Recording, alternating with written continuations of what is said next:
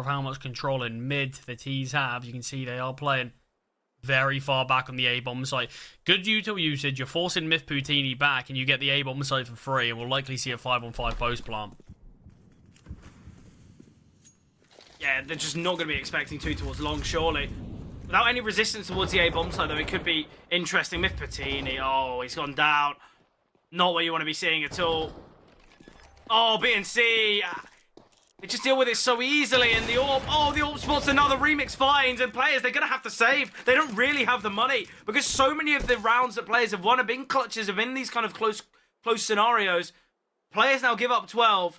Uno Mille with 3 opportunities, and finances in a very poor spot here for the CTs. Yeah, look, I mean, instantly flip back on them. I mean, Uno Mille, they don't have great money themselves, so it doesn't look like they want to press too hard on the hunt. So they would just be keeping theirs alive. But that's going to be map point now on their opponent's map pick.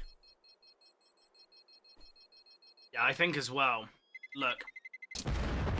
DZT, great round towards B. Uno Mille, no. Well, he's going to be playing that mid to B role with the AWP. Let's just steer clear. Let's keep ourselves as far from the action of DZT as possible. But look. Players have got to do better there. They've got to find at least one from those 3. And I think the discipline, I would have really liked actually to kind of see Myth Patini just back away, hold the lines, hold the bomb site. You're getting a kill regardless in that position. But because he kind of holds the cross, one missed shot, he's out in the open, the rifles find him. But this could be it. Players now, they've got to get 3 in a row just to take it to overtime. This is their map selection, Charlie. It doesn't look as such, though. I mean, definitely not.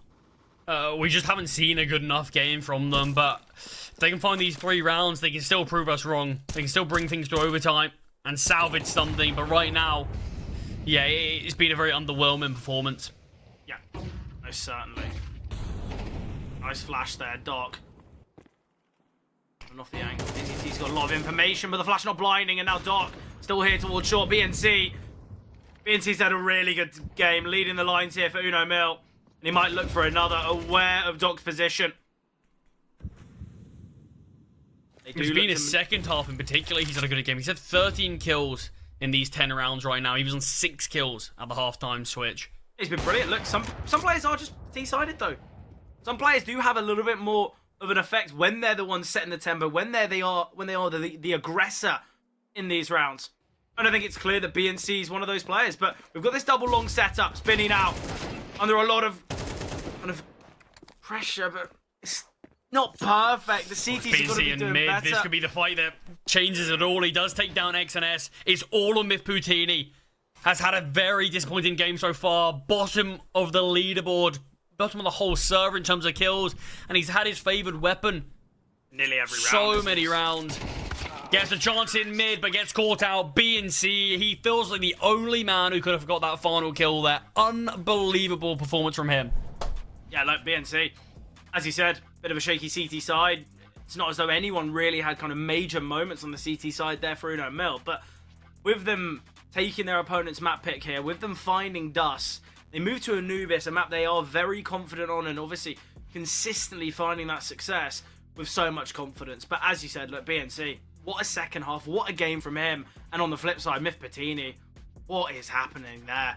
You know, it's not as though it's a game that's really close, doesn't have the finances to get out the AWP, doesn't really have the chances. Myth Patini had so many opportunities. I think the problem there, we talk about confidence with an AWPer, I feel like Myth Patini was a little bit quiet because he wasn't going for those early openers. He wasn't playing with confidence that we know an AWPer really needs. And I think that's the real difference maker. Hopefully, we can see that change though. Yeah, I mean, that's kind of the issue for the whole player side. I mean, we're obviously pinpointing Myth Patini in particular because he's not really keeping up with the rest of the pack. But you look at the rest of the pack, take away DZT from that, everyone else was pretty underwhelming. Everyone else had a pretty rough game themselves. And even DZT just came from a couple of big rounds individually. But, I mean, at least he was up there and it had a lot more impact than some other players. But that's going to be a really tough loss for players to take. We've already touched on the map pool wise and how things are looking. And we said it does feel like it should be a 3-map. And it does feel like both teams should, in theory, be winning their map selections. We're going on to Uno Mille's, obviously, pick of Anubis. This is I think I'd rather highlight more on players than I would on Uno Mille here, because a lot of the games I've actually seen from Uno Mille, it been when they were on Vikings, when it's been the core of Vikings rather than this whole 5. But it's more, we've seen what players are about on this map, and they've struggled in recent time, haven't they? Yeah, definitely. Like, we'll touch a little bit more on kind of the statistics and I guess the deep dive about their Anubis, but obviously we will be jumping to a break.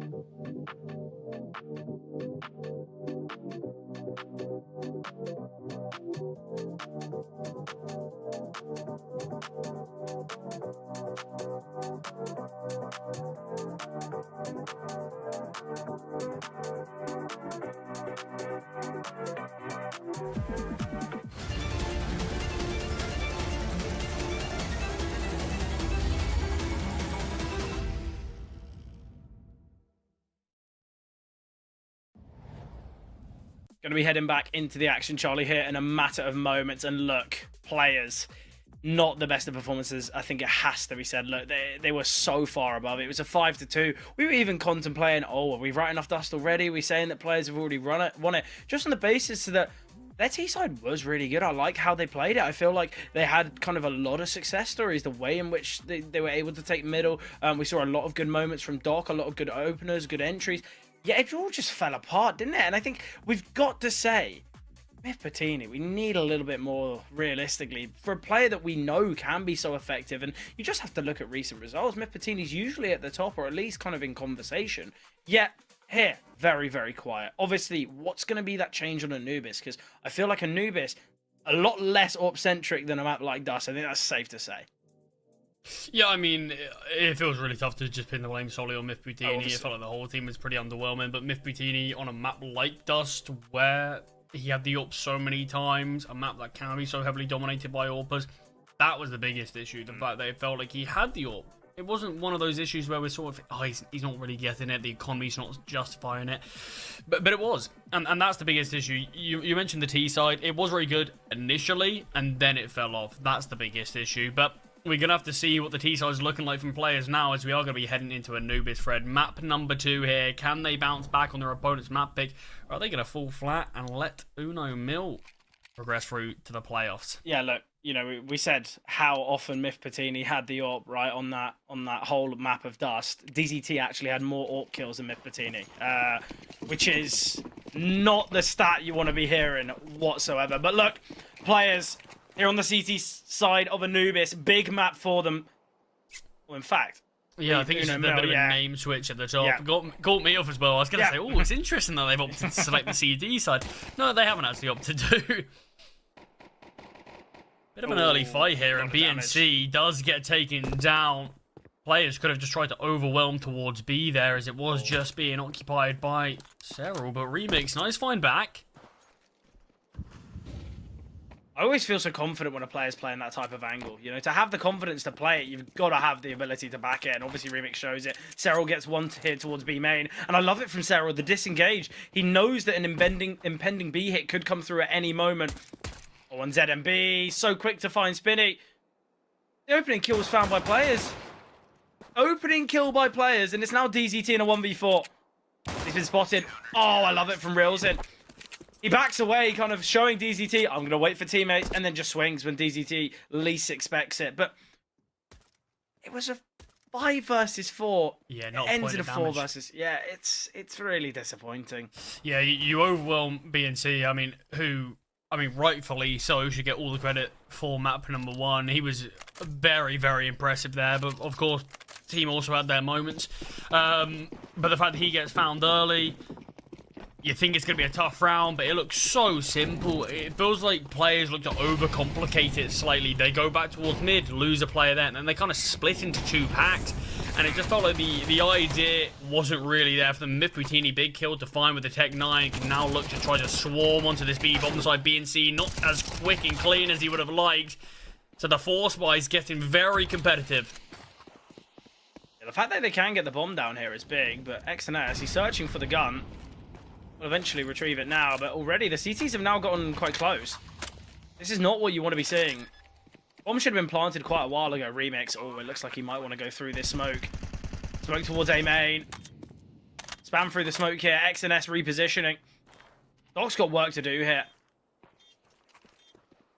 Remix creeping out. Nice flash here, but Remix is crossed. Oh, Remix is in an excellent position now. They need to deal with Doc. Step's been heard now. Remix waiting. Doc in a nice position now. Backs away. All the attention here on Doc. Not realizing the Doc finds them both. Excellent here from players. What a battle back. What a bounce back. But it starts with Myth Patini again. Very fine with the tech. Yeah, I mean, just through the flames. Takes down ZMB just about, but it's this moment here. You see BNC's not looking as clean as we were used to. Only able to find one with the FAMAS, and that was the low HP. Myth Patini. So I just felt the trades were too even on that bomb site. And players being able to get set up, being able to retrieve weapons. It very quickly became a spot where it didn't really feel like the CTs were favoured, despite them being the ones in the full buy. But Remix, on this force by themselves, does find the opening kill, and DZT's looking a little worse for wear with just 37 points of health remaining as he backs away from B main. Yeah, they boost Remix up on the back of the bomb site, and he gets a freebie onto spinning. I really like that. I think as that hero rifle, you've got to make a creative play, look for an early pick, get yourself the advantage. Players have still got numbers, they've still got utility, and obviously the rifle advantage, but we know how prolific these pistols can be. And this is where, for players, I think they've just got to go into the bomb site together, because they should win the battle regarding trades.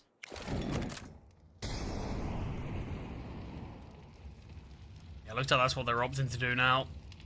Gamble rotation could be seen. All players have been spotted. Oh, out in the open, both of them in the open with Util in hand. Utility coming over. Oh, not great. Remix caught in the back with a molly. But BNC can find one before falling, and ZB now quick. Oh, quick shot from... That's a bomb!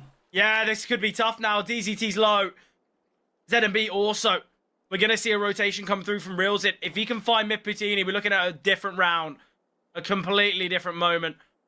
Myth Patini's trying to put this together. Oh, Myth Patini finds Realsit, and now he can just stay posted on the angle, and he will find... Great triple here from Myth Patini, but the players on the bomb site have got to do more here. Again, it seems like excellent positioning. Uno Mille, they had a good idea, but still matters not. And look, Molly's always going to come to that back plat position. I think tucking away there, you're never really going to have much of a chance. But it's disappointing because I think we both know that Uno Mille could achieve so much more in that round. Yeah, I mean, it looked really simple. I forgot who it was at backplat. Was it BNC? I think it was Sarah, I'm not too sure. I mean, it might have been whoever it was. You see, they switched to the HE grenade. And I mean, it was a big mistake from players just in the open with Util lining that up because you're assuming it's clear. They just had the deagle out there. They will find that kill, but didn't end up having it. Gets taken down. Too many damage is being dealt here. There is a weapon that's been retrieved and does find one. So, I mean, honestly, 2 kills on an anti-eco, or for the eco, sorry. It's kind of the best you're hoping for. Remix. Is it going to be a glass cannon moment? I think that's what they're contemplating. And it will be. Could be a real difference maker. But this is where Uno Mille, look, they brought rounds close. They've had kind of decent moments, but yet to actually get that all-important round, see, apart from the pistol, now they're going to be tested. Now this is the true opportunity. But Myth Patini, a player that we said was really lacking in confidence, feels unstoppable here on Anubis. Already 3 kills away from matching his Dust 2 performance. Yeah, mid's been left open here. Can't blame Remix for not wanting to play there again this round. Util coming down, BNC. Repositioning now. This is kind of where Uno Mille, I want to try and take control in A main, but there is no control taken here. We talk about Anubis being a map of information on this CT side, yet Uno Mille, they have none of it. Utility, pretty poor here. As ZB has got a fair bit, and with him being on the B-bomb site, it's all right, but retaking is going to be really tough. Minimal time. Smoke dropped here. Just all about what Doc can do, all about the kind of control that he can show. We are going to be seeing this A main push, and this could be really costly because there's no one in canals. If Seralzin can get himself into connector, this round's going to be really tough now for players. Seral's just cleared this. We need to see some form of acceleration here. Seral's going to get caught out again. Trapped here in the molly. At what point does he just stop playing this position? This should have been a perfect round here for Uno Mille. How has this gone so wrong? Yeah, it felt like they had all the information. And I mean, Doc was, and still is in a very deep position. He felt like he will be the backup, the lurk, if it starts to get into a retake position. But there could have been a real possibility that players got shut down before Doc could even start to initiate. and you might end up seeing a 3 versus 1, and sure, Doc's in a deep position, but by then Uno Mille will start to consider it. But yeah, it was not good enough there. The side holds look very weak towards B. Cyril's just giving up his life every time he's playing that position. One Molotov and he just goes down for free. I don't know why he doesn't stay in connector though, because they've got a player in canals. He's in such a good position. They know that he can't be flankable. Just playing con from the get-go. You're never going to get mollied off. You're never really going to get kind of all the focus on you. But yeah, I'll be honest. I think Uno Mille, you have to question what's going on there. I think we should have seen the acceleration into connector from the canals player. They had another player deep in A main. So okay, yes, if they do go mid, at least they've got that mid to A. But yeah, I really don't know why Cyril's looked to back off onto the bomb site. He offers himself absolutely nothing.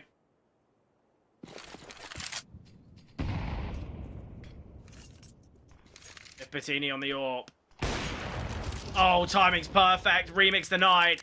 And with it being a saved AWP, BNC might look to retrieve, but the Molotov going to deny that. Rotations to be seen through Temple. Step in the Molotov heard, but BNC's been spotted. Mid Patini now posting up. Simple shot for Mid Patini. Oh, reels in. Nice find onto Doc. Reels in, repositions. This could be excellent. He could find X and S here. Backing away. The bomb site open. Cyril's still holding, still waiting here. We have seen Reels in maneuver his way onto B, and as the util comes down, Cyril's just holding, just in case there is kind of a late lurk in middle. That lurk is in fact X and S still in A main. And again, look how far away from the action he is. I don't really see the benefit. All this utility's been thrown here towards the B bomb site. Nice from Spinny. Important find, and now Cyril might actually have the jump on XNS. Unarmored, he still finds him. But players continue. It's a 5-1 scoreline now. A very impressive recovery here. Actually see an injured defuse here. Obviously, Cyril isn't going to be aware of this, but yeah, literally could just actually get a ninja off here, and no one would be able to hear the audio of the bomb tap. I think Mid Patini has just realised that, okay, maybe we should stop leaving so heavily. But, I mean, we have to look at this. There's obviously Uno Mille's map selection. They are on the CT side, the weakest side on this map, but that doesn't justify having a poor half. You do still need to win rounds on this CT side to actually be able to make it a competitive game. And right now, this is not going to be a competitive second half of things, unless Uno Mille start to sort of sort out their ideas and actually post some rounds. It was a 5-2 comeback when Uno Mille were down on dust. Now they're in a similar position here on Anubis. We're not seeing a similar level of threat though, and with this being Uno Mille's preferred map selection in all veto processes, we were waiting for something far better. A lot of util sent here. We're seeing the lurk smoke towards B main. It is going to be this B play from the get-go. I quite like this from players. I think this certainly could catch them off guard. Utility coming down now. ZMB. Oh, look at the nade. Absolutely excellent. Cyril will get one. Cyril could go unpunished. He sits in the smoke. Oh, I love it from Cyril. Gets another. Picks up another AK just for the ammunition alone. But oh, ZMB reels in. Have they spotted Doc? Certainly not. And Doc creeping closer. BNC is going to be in the back lines. Deals with the AWP and Mid Patini. And now all on X and S. The players are slightly split here, and ZMB with just the USP, he does now have a backup of his AWP, but we saw Remix miss that shot. Things could have got a little bit worrying, but Uno Mille finally. Second round on the board, first round they won since that pistol round. This has got to be the beginning of things here for Uno Mille. Obviously for players, they want victory on Anubis to take it to that third and final of Ancient, but I think with Uno Mille winning dust, winning their opponent's map pick, teeing themselves up perfectly to take the series in 2, a real misstep if Uno Mille lose here on Anubis.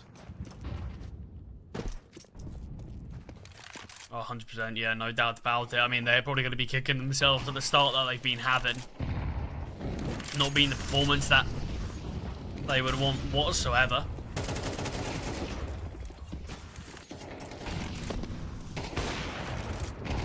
Remix, nice find. Doubles down, but the trades have been good. Gonna need to do even more here as ZMB's gone down. Flashbang comes out, but he's advancing forward. Not shying away. Pushes in front of the molly. But Myth Patini does take him down. I like the idea there from Remix, but it doesn't pay off. And Seralzen does find one more, but brought down so low. It feels like his chances have been brought down with him. Yeah, it's tough because in a round that Remix has actually done a decent bit of work, sadly, as you said, look, the trades have just been seen in middle. We've seen too many casualties there for Uno Mille. But for BNC, a player who was really lighting up the server on Dust, he's gone very quiet. The majority of this Uno Mille side aren't hitting heavy here on Anubis. As said, though, they do very much prefer the T side. I think a lot of teams will be here on Anubis, but how much of a T side are they really going to have to play? They've got to find at least 4 rounds here. And that's at the bare minimum. But with 4 remaining, it really could go anywhere. We could see players certainly get themselves double digits. And in the same regard, Uno Mille could find 6. But they're not looking like the side to do it. Not looking convincing at all. And finally, we see this tactical pause called. I feel like Uno Mille, after using these tactical pauses, they have had that kind of injection of success. So hopefully for them, we'll see it again. Yeah, I mean, considering how willing they were looking to use it on map number 1, I'm a little bit shocked how long it's taken them to actually opt to go for this. Yeah, it's got to be said.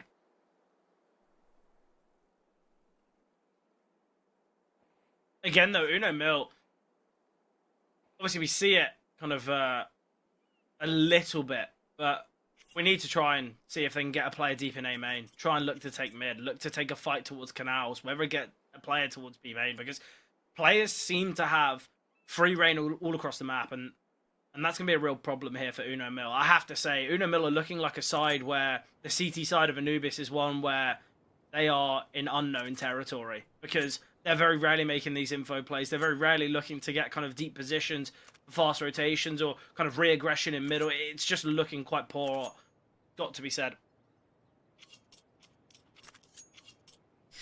Yeah, it's not been great from them right now, and there's a lot that needs to be sorted out. And I don't think they need 6 rounds to be able to win this whatsoever. I don't think they need that much at all. But they do need to get to a point where they can give themselves a chance on their T side, because that's sure where they should be more successful. But it's easier said than done.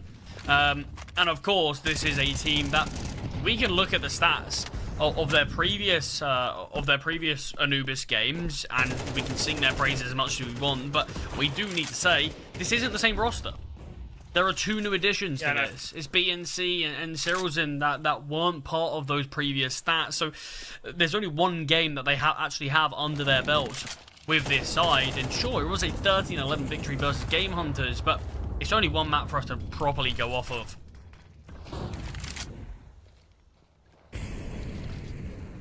A bit of damage dealt, though, to Doc and XNS. Serral flashed in. I love it. Absolutely excellent. Not yet to get that 2nd kill, but we'll find XNS before taking down Doc. But this is it. This is the type of play. They're taking 2 pauses. They need to try and get aggressive. They need to try and flash their teammates in, try and kind of have avenues for not only getting kills, but kind of retaining space. And now players with a question to ask, because now they're going to head towards A. It seems somewhat obvious. And we're going to have a triple push here through canals. Ready Remix on the AWP, posted up on the angle. Oh, Mipatini finds him though, but look how fast this flank is going to be seen.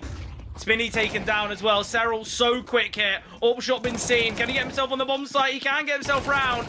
And the AK posted up, but missed shots from DZT. And Mipatini falling to BNC. Uno Mille. Another round here on their CT side. Yeah, I mean, definitely gets a lot closer there. But at the end of the day, you can see players. They're aware there's where someone's towards A main. They're both glued to the angle. You can be as aware as you want that a player is going to be towards A main. You're just going to be caught out by 3 of them. It's such an unorthodox play that it is just going to catch off any team with so many players, all of which pushing through B. But it's kind of the risk that Uno Mille needed to make in this one. Because, yeah, it's been a bit lackluster from them. But I believe there are actually going to be a couple of financial issues with players in the next. And this could be the sort of springboard that can get the CT side into this one. And, yeah, you can see they've gone for the force buy. This is a bold call. I don't mind this, though, from the T's. Yeah, look, I think sometimes you got to take a bit of a risk. I think the way in which Myth Patini's playing, he's on the AWP. He's got, okay, yeah, a few Tech 9s behind him, but I think this is a round that can work. Uno Mille, if they look to get too aggressive, whether it's towards connect to early doors, Myth Patini can find a kill there. They might be very surprised about this hero AWP. I mean, look, we go on to see players win this round. They're putting themselves in a brilliant position for the end of the half score, but we go on to see them lose it, then it's a completely different story. Flashbang, not even that good, but doesn't need to be. BNC, very quick through, but it's Myth Patini. The scope should have been heard, but ZMB just seemingly completely unaware of it.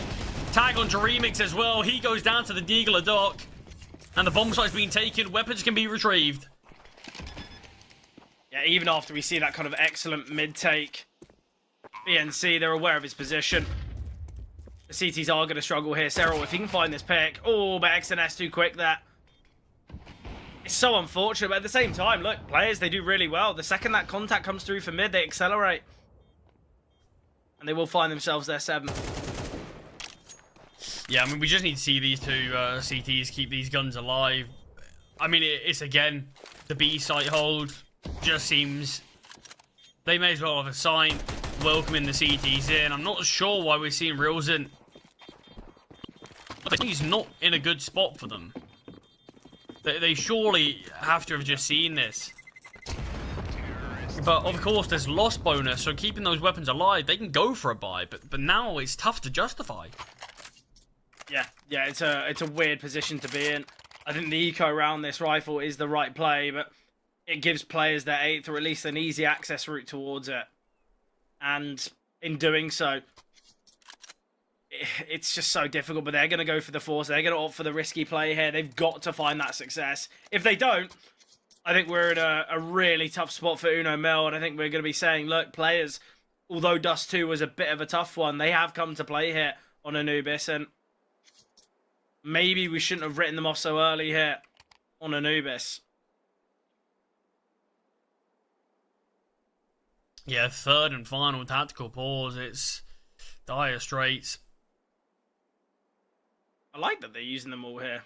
The CT side has been a big problem. They've got to find rounds, and I think the only problem is this tactical pause could identify to players, okay, well, we might be facing off against a buy here. Let's play maybe a little bit more cautious than we would have done.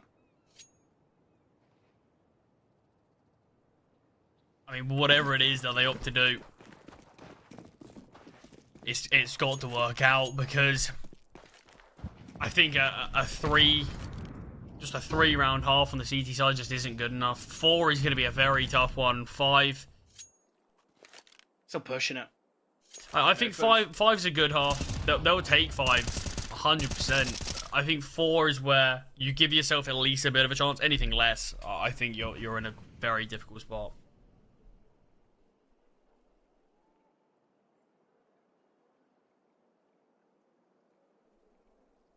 A very silent hit. It's a heavy mid setup. They're not showing their cards just yet.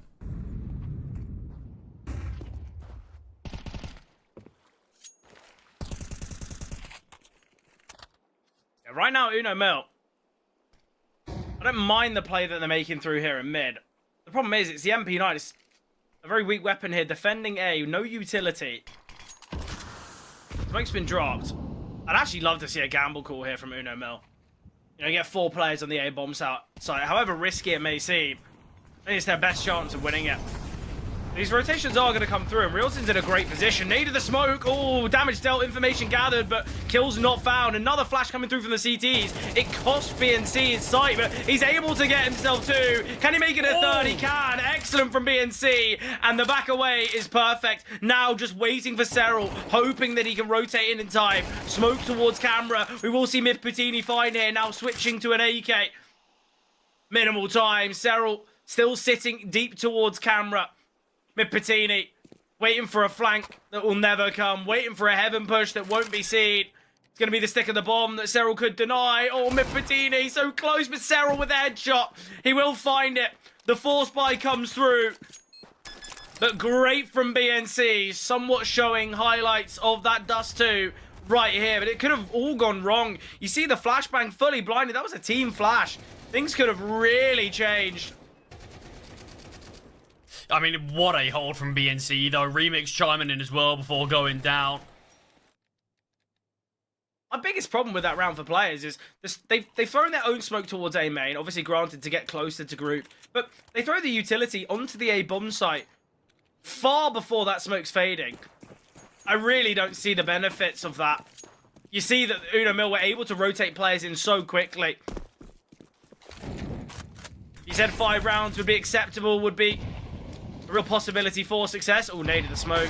Bye-bye. Simple stuff that. BNC caught off guard. Patini won't be disappointed with that one at all. 15-5 is Myth. And now Remix, AWP in hand.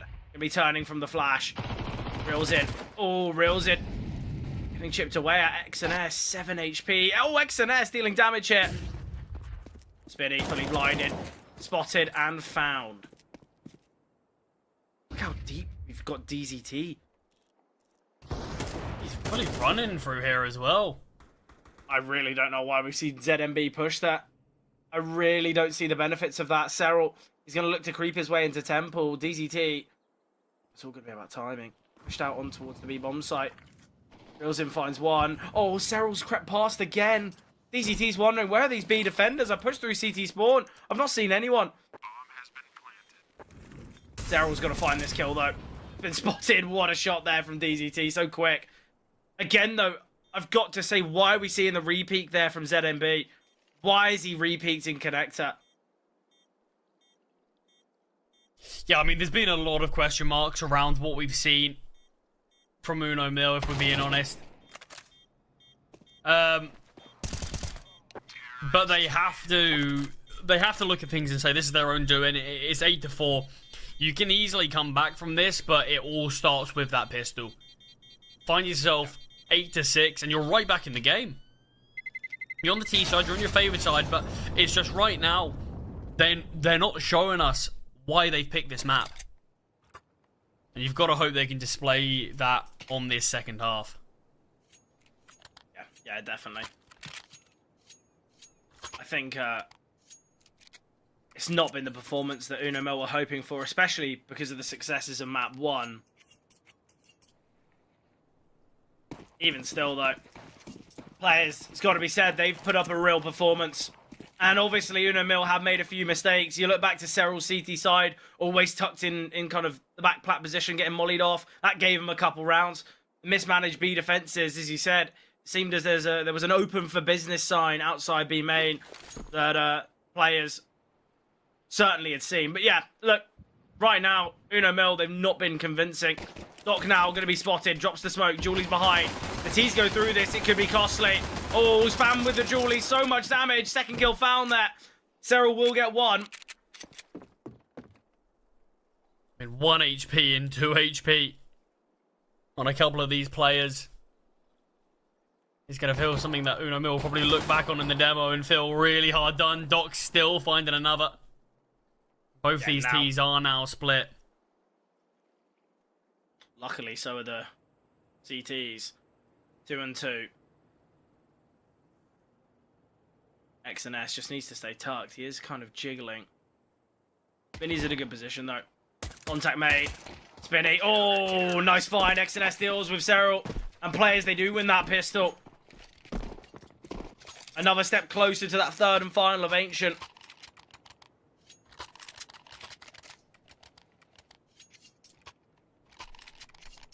Yeah, it feels like we are going to get to a third map now. I just don't see a world where Uno Mille can come back after losing that pistol. They had a poor first half that started with them winning the pistol. But just losing that one. And not going for the force buy, which I feel sort of a bit necessary. But, I mean, it's clear they want to get the weapons out. It's clear that they're confident enough in their DE side. I actually don't play some near perfect CS. I quite like the eco. I think the fact they don't get the bomb down, they don't really have that bonus. I think a force would just be too tough, but they're going to try and bounce their way out here. Far too out in the open is X and S. We could see Patini fall as well. Quick rotation in from DZT. And the MP9s, they make a lot of money in this one. DZT could drop an AWP over to Patini. I think that's got to be the game plan.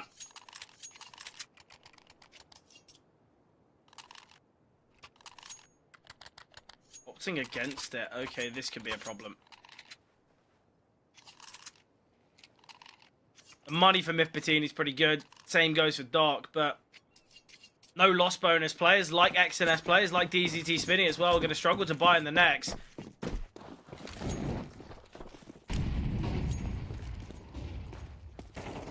Information gathered there from DZT. Again, DZT spots him. Serral. With the real positive here for Uno Mille in the kill department, currently 14 and 10. The rest of the side not been too promising. Doc. BNC holding for the flash. Ollie to claim this space. He can now just back away. Readies, players. They've given up some control in middle. It might not matter. Yeah, DZT's going to rotate back in time. Should be fine here. DZT, though, he's got no utility. Flash is good. DZT will get one. So much damage onto the second of ZMB as well. And now this is where we've got to see the A main players aggress. The bomb is here in middle. And ZMB, it's going to be an impossible attempt here to get the bomb down. Can't even push through canals. There's 34 seconds here. What does he do? They've got to deal with DZT here. ZMB. Oh, and he's giving it up. He's going to have to go towards B. There's no chance elsewhere. I don't mind this, actually. If they can break this mid-hold. Oh, no trade on DZT. I'm just going to go down here. He's got to DZT's rotated in. The steps are pushing towards him, but he does find the kill. Needed that kill. And look, that's the temple opened up. Realzing can rotate in. There's a real chance here. It's not going to be an easy one. They're disadvantaged. They don't have the health either. But ZMB gets one. Now the swing comes through. Spinny does get the kill. All on XNS and ZMB. Oh, and ZMB wins it. What a 1v2. Low HP. Makes things work.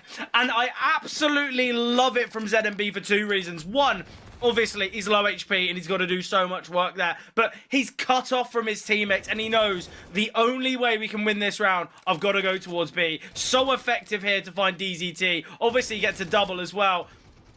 And the fact he's got the confidence to swing on the final, clear that XNS didn't actually know that he was there, but brilliant stuff there. And it's given Uno Mille that lifeline. It has to have been a miscommunication there at the end. XNS completely looking the wrong way, just gets taken down. ZMB's low HP, and it felt like he didn't even need to work that hard to find the kill. I mean, nice and quick shot, but yeah, I mean, strange times. Look, I mean, a necessary round, wasn't it? I think as well, that's the type of round that is going to rally the troops. That's the type of round that's really going to get everyone back on the same page, cheering and kind of making some noise, not only in the server, but in the team speak. Because a round like that, we know what that can do for a team's confidence. A round like this, though, if it goes a bit wrong, confidence will be shattered. Just the eco, though. A couple pistols, but nothing special. Doc's going to be progressing.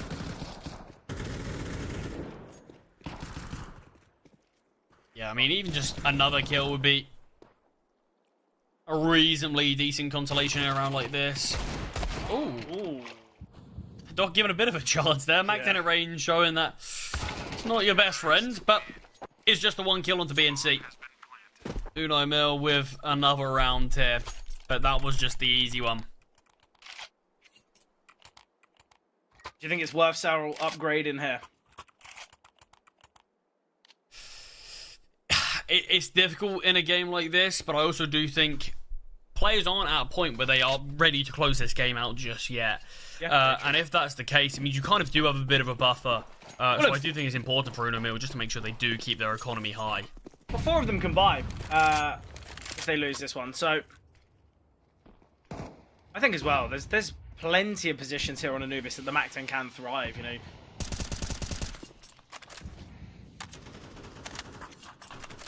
With Patini, with the AWP in hand again.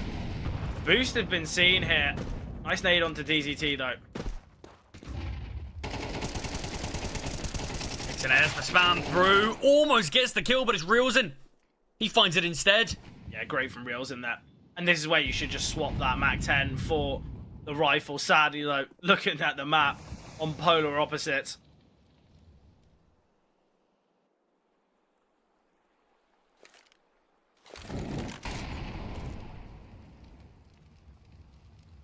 He dropped from Miss Patini there. No one towards A main. It is man advantage. The molly. Great nade. I was gonna say the molly might force him forward, but instead the nade. It's excellent work there. Yeah, there's 3 defenders here on the back of the B-bomb site. 40 seconds, double swing. Remix has got to get another hit. Pre-fires, lovely. BNC doing so much damage. DZT on the back of the bomb site. Ooh, Remix chipped away out, but it's the AWP of Myth Patini in the 1 versus 3. And Uno Mille continue. They find themselves their 7th. Money broken for players. Interesting turn of events we have here on Anubis. Yeah, I mean, it's going to be an interesting one. Of course, Uno Mille have to show us more on their T side. Their T side could not have been any worse than their CT. Like we've said, they've picked this map for a reason. We just weren't really getting any real indication as to why. But Myth Patini surely going down here. 2 players crunching on the position. The swing comes through. Myth Patini's just escaped. Reelson a bit too late to actually opt for the swing. Fully waited for his teammate to go in rather at the same time. Going to be pushing through the smoke. And gives up his life, Myth Patini. Remains with this AWP in hand. Yeah, it's definitely going to get closer and closer. Yeah, look, players, they've got a big weight on their shoulders now because I think this game was theirs for the taking. We were talking about Ancient, about how we definitely could be there. It's just Uno Mille having a couple big moments. You think back, this round, this scoreline, this round wouldn't be possible without ZMB. A big clutch, big moment. Utility coming over here. Not messing about, naded the smoke. USP fully blinded, no chance there for X&S. As the flash finishes, ZMB spots. Well, Myth Patini's instantly on his bike, getting out of there. Realises the pressure that was being created and just wants to keep hold of this AWP in the next as well. Right decision. Myth Patini 18 and 9. And look, for a redemption arc here for Myth Patini, going from map number 1 to 2, it'd still be so devastating if we do see players do lose this map here on Anubis, because Myth Patini's had a really good game. Really, really excellent.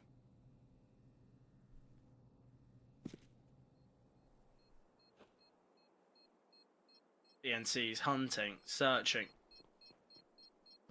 Won't find anything though, surely. Far too slow. I mean, chance he'll find this USB of Doc, but nothing else. MAC-10 could find the AWP. ZMB could keep going, could keep checking Myth Patini though quick. Yeah, they would have heard him, but he's got out of there, managed to keep this AWP alive once again. And it's going to be good for just his economy in terms of bringing out the AWP again if they lose. You see 4K in the reserve, the team will have buys, but I think this is how players have to look at it. We've got to do what we can to get Myth Patini on the AWP. He's had a good game here, night and day from what we saw on Dust, where he's really struggling there.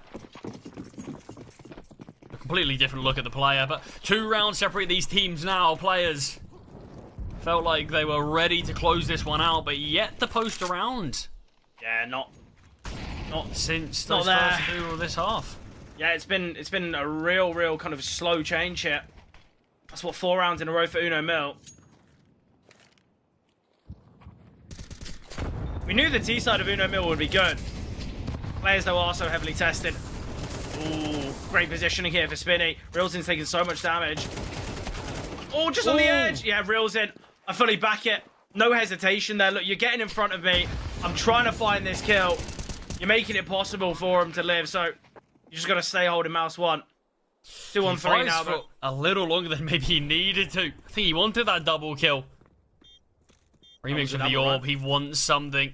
He's going to get the chance of it. Flashbang comes over, spots the players. They go for the double swing. No kill comes through. Reelzin does not find the kill. Now does. And it's just the orb of Mifutini. He needs to get a bit of a move on, but look, he's just holding, waiting, hoping for something a little bit too timid in this round. And Uno Mille with an important one. But Reelzin has really stepped up as of late. Yeah, he was one of those sort of low kill players in this first half. He wasn't really stepping up, but lately he's had a couple of big rounds and a few big kills, and this one really emphasizes that point. Yeah, it's been night and day. But I think as well, look, Mifutini has had a really good time here on Anubis.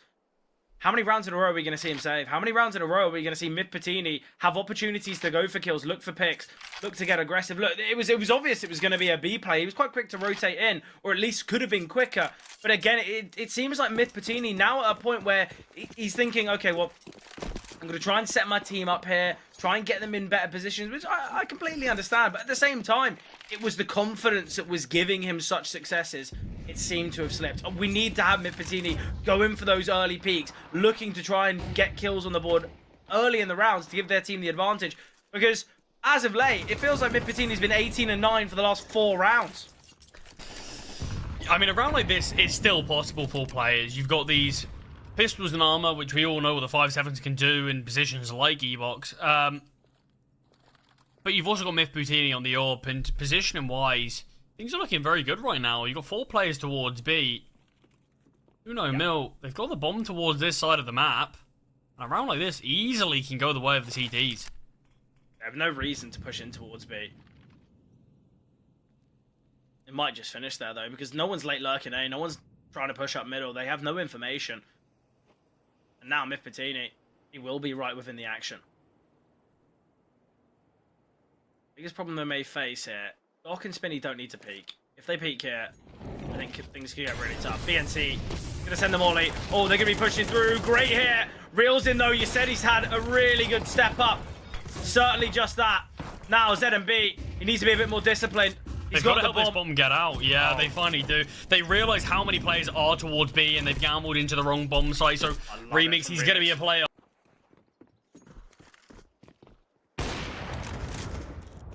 Butini can hold the lines. He's not going to be able to deny the bomb, though. And he's now going to have to contend with Remix. He's going the long way. He knows that there's no need to swing into this one. With the bomb down, they are going to be giving this one a go disadvantage. He steps ahead. DZT. He's got an AK now, but it's the lack of health. Again, it's no defuse kit. No utility. Uno Mille, they level things up. This was a 10-4 scoreline. 10-10 now. But Reelzin, it's the double that he gets in canals. That's what really changes the game. When BNC falls, I think many would be worried that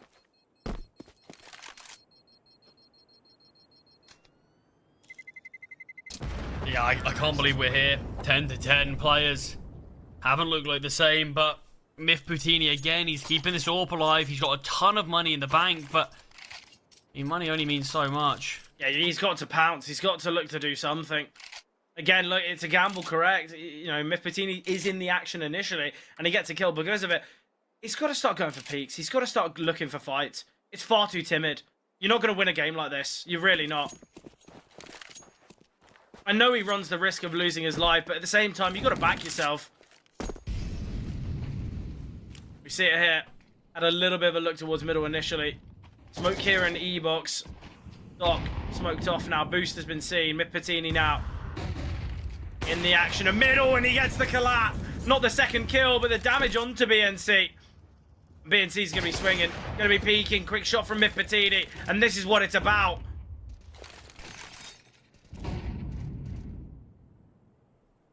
Yeah, Yeah, and it's an awkward position for Uno Mille. Cyril's going to be searching for something towards B. Spinny's got a chance to offer himself up, but just spotted. Not going to be able to be found. Cyril will back away from this angle. My biggest issue and question for Uno Mille is they send one flashbang that doesn't blind anyone who's playing towards house. They have utility. They could have just dropped mollies, one door, one house, and just slowly push through. And then we have to really identify the errors there. I don't love this.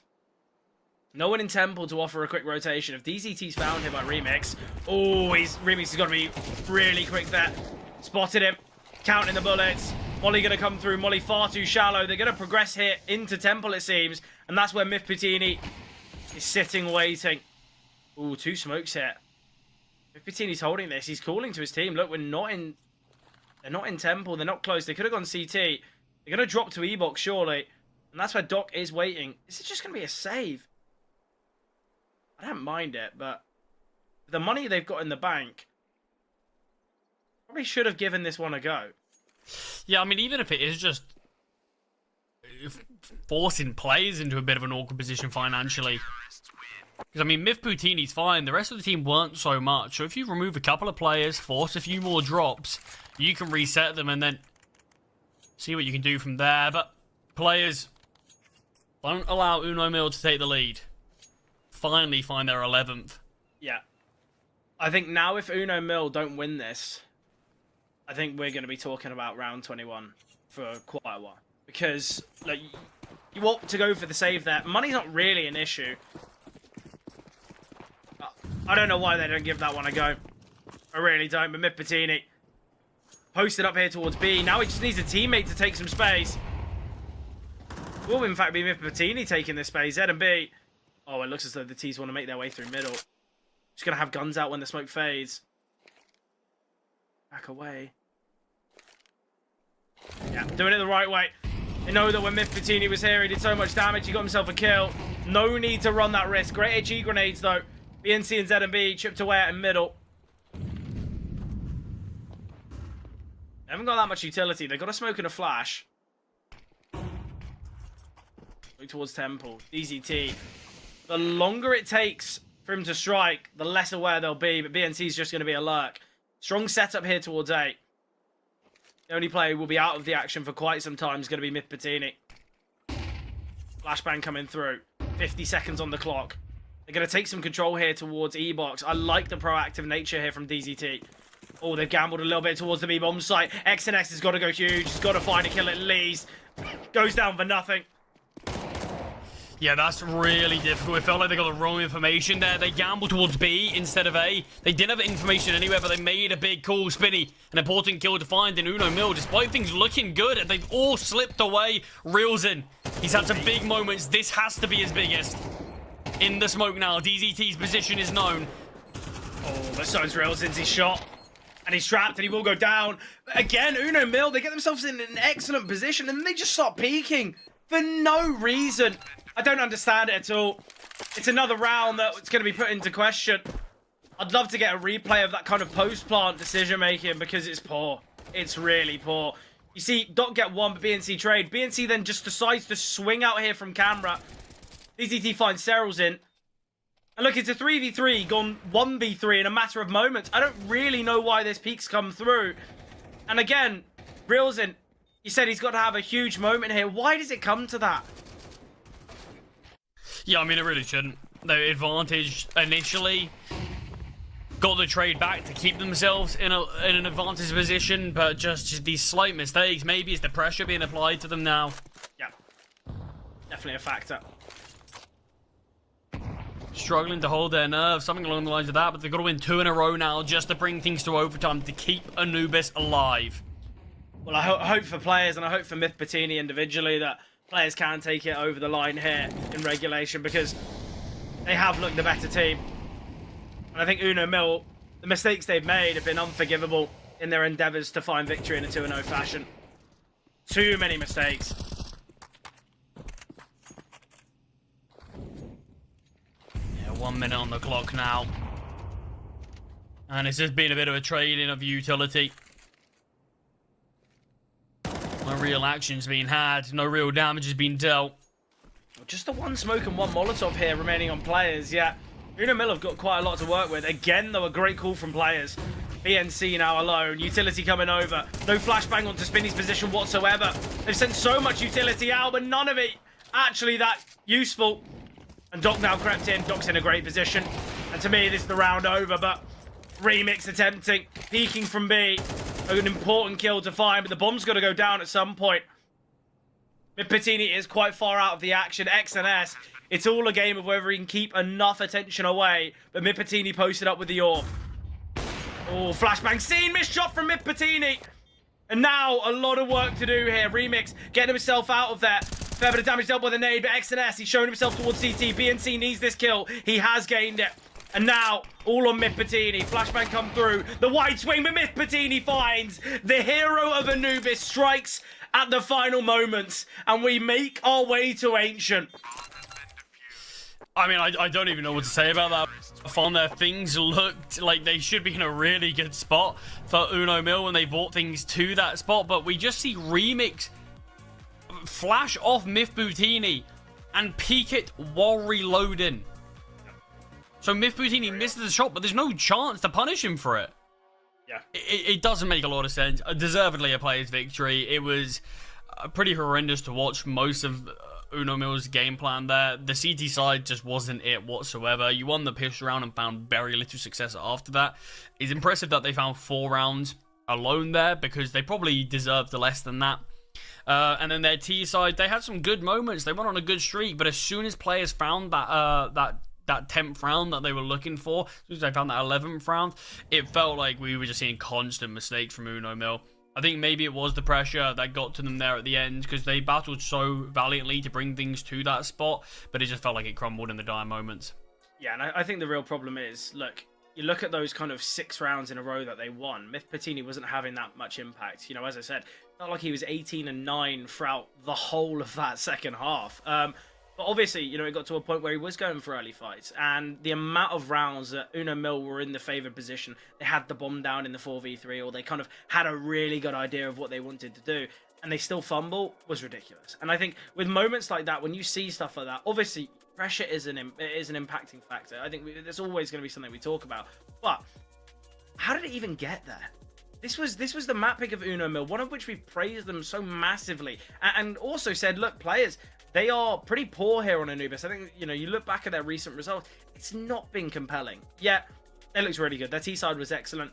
I think Uno Mille, if they do lose here on Ancient, and they don't qualify for the playoffs, if they go out in the Swiss stage, I think we all are going to know that this Uno Mille side, they knew that they should have taken it in Anubis. They should have put that ticket to the playoffs. And the fact that they've lost here on Anubis and could lose on Ancient, a map that I believe, players are favoured on when it comes to win rate, things are very scary here. But look, who knows? I think Uno Mille, maybe a loss like that could kind of revitalise them, kind of give them that bounce back where they go, okay, guys, how have we just lost this game? Let's make sure we put it to bed on Ancient. But it's so many questions to be asked of Ancient. Obviously, we'll have a little bit of time to talk about Ancient in kind of the pre-game before that third and final map, jumping to a break before.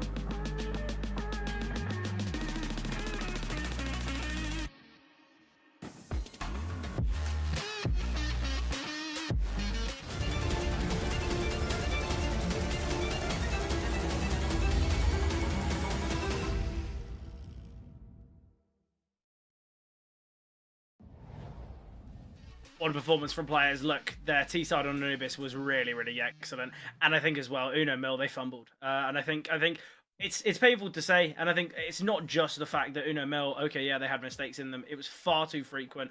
And players really took advantage of that. But Charlie, thoughts and feelings as we head to Ancient? Yeah, I mean, it was a disappointing show from Uno Mille. I think the biggest issue that they had was just it took them so long to even get a foothold on the game. They won the pistol round, but after they won that, we saw their CT side was just so abysmal. We finally started to see good looks from their T side, but at that point they were always in an awkward spot. As soon as we saw players start to get around, Myth Patini kept saving the orb, he kept doing building money, and in the first round that we saw players win, they won it pretty dominantly, and then next thing you know, they've got a lot of money in the bank. Do so again in the next. That was the one that they attempted to go for that save, all 5 surviving, and at that point players were pretty much set for the rest of the game regardless of what happened. So even if we did see Uno Mille start to make a bit of a resurgence, money was always going to be there. It was always going to be an uphill battle. But yeah, it wasn't a great look for Ancient. Neither team actually looked particularly good on their map selection, so I think Ancient's actually going to lead to a pretty interesting result. I mean, you already touched on statistics slightly between these two teams. It is tough to look at statistics of Uno Mille, because you've got to say, if that was the old Vikings team, they probably would go on to win Anubis. They probably would have won that. But there is a lot of changes. There's a lot of different looks. We have seen this full 5 play Ancient. It was against Patins to Ferrari.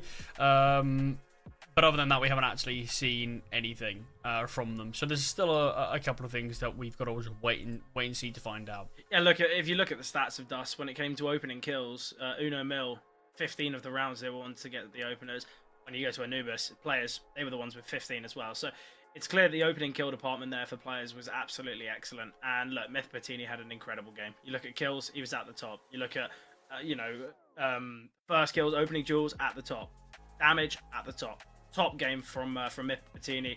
And look, I think one of the reasons that Dust was kind of one-sided for Uno Mille, it has to be said, Myth Patini was very much in the dark on that game. Obviously, rating-wise, not necessarily. He had some key kills, but far too few. 9 and 13 on Dust, but what a performance on Anubis. And if that can carry through to Ancient, I think we're all going to be saying, look, Myth Patini, slow start to the series, but he's won the team the game. So I think right now, players have got to kind of continue this confidence that Anubis will bring. I think on the flip side for Uno Mille, it's that kind of alarm bell ringing moment where they should have won it realistically on Anubis. The fact they haven't now, they've got to take it on Ancient. Otherwise, there's a chance they don't get through to the playoffs. Obviously, as we highlighted before, this isn't an elimination game. This is the progression match. So it's not the end of the world losing here. It's not as though it is that kind of last chance to win. But in the same regard, winning here, so key. Putting yourself in that guaranteed spot for playoffs, just progressing to the next stage, being able to show that you have got the kind of ability to do so. For players now, though, you've got to hope that this comeback means something, right? For them to lose it on Ancient, it would be disappointing as well. But look, that's what we're going to be seeing. Match is commencing here on Ancient. And look, you said it. There was players like Reelsin who had bigger moments on Anubis towards the end. You'd hope for Uno Mille that continues. But look, predictions, Charlie. I want to get it before the pistol round even starts. I don't want you swayed by any results. Who are you thinking's taking it? I'm going to give it to players, I think. And this is solely off of individuals. I think Myth Patini looked very good in the last game. I think DZT always can have those big moments. Spinny, I actually think, has been a little bit quiet this series, but he's someone in the past I've really enjoyed watching. I do just think I'm going to give it to players slightly. I think it's going to be a close one. I think it's going to be competitive. But all in all, I'm just looking forward to seeing how this third map does pan out. Because like you said, there's a spot up for grabs. Yeah. Who's going to No need to play in that dicey spot. That 2-2 record. This is the chance to take it here and now. One of these two teams got to do it. Cyril being tested early. Smokes down. T's going through great CT smoke. So much damage for the flashbang. No kill yet. All BNC's in a really difficult position. We do see the trade. How is BNC still alive? And BNC emerges and he will find. So awkward here. Doc eventually takes him down. A lot of damage dealt to both X&S and Doc. Reels in a Remix to rotate in. Two players trapped on the bomb site. Oh, and Remix is spotted them both. He's been dinked, though. He's been chipped away at. Remix gets one. Needs to realise we've seen the reposition. It's so tough now. Doc is trapped. And X&S, he's not healthiest, but great find. And X&S from Cave will get to. They're such an awkward round with that top smoke. It's devastating, in fact, for Uno Mille. They don't actually get a kill beforehand, but players, they thrive within the chaos here in the pistol. They do find victory. Yeah, I mean, one of the more chaotic piss rounds I think we've seen in a little while there, with smokes, flashbangs, everything. A bit awkward. Grey screen pushing through smokes. Oh, madness. But players did come out on top. And it is going to be a force buy instantly back from Uno Mille. I like the idea of the force. Try and give yourself a chance back in. There's a bit of damage dealt, and ZMB does go back and finishes it off. Doc, under pressure, 2 people pushing him, but he deals with it comfortably. How has he been able to find 3 there towards ramp? That is ridiculous. Spinny takes down ZMB, and it's all on Cyril. But that should never be happening there. Yeah, crazy stuff. Absolutely crazy. Yeah, he finds the first, but does a really good job to isolate the 2 other players that are pushing him. And only losing 1 player when they're up against the force buy. It's gonna be very nice for their economy. Yeah. But more importantly, we're gonna be likely seeing that 3-0 start. Yeah, it's ridiculous that Doc's able to find himself 3 kills there. He's on the dualies in this one, with it being the eco. I don't mind this at all, actually. It's the type of play that can work out quite well. Oh! Your little ace. Well, CCT rises the ranks of the leaderboard quite quickly. Yeah, Myth Patini goes down. I believe he just had a Mac 10. Are going to see an orb dropped across to him just to make sure they balance the books. And I mean, look at that. Money's looking really immense already. Doc at 8k. But a lot of players 4, 5k. DZT, the only one a little bit behind. But yeah, money's really strong right now. If players can go on to win this round, they're setting themselves up for a great first half. Patini. Big moments throughout the whole of Anubis here with the orb in hand. Now with another chance. Doc. The Mac 10 that made waves a couple rounds ago. Still within the hands. Just being a bit of a nuisance here towards Gabe. Just selling this presence. Making sure the CTs know that he is here. Kind of just like a, let me be annoying. Let's see what I can do. Pushing down ramp loud, and Spinny can find 2. Wow. Yeah, that should never be happening. Where's the flash from the player on the bomb site? Where's the utility? Not seen at all, but important finds from ZMB and Remix. Keeps this round very possible. Players, though, controlling middle. ZMB now might look to continue this aggression. This has got to be something that players are holding for. ZMB, oh, so much damage. Look at the health. And this one, to me, is all over because ZMB is fast in the flanks. Oh, he's going to push through. He ups against it. Right decision. Messing about here. And this is perfect. Reels in will go overlooked. There's one. Second found. Great recovery there from Uno Mille. We see the double from Spinny down towards ramp. And to me, that's where the round should be going the way of players. But excellent there.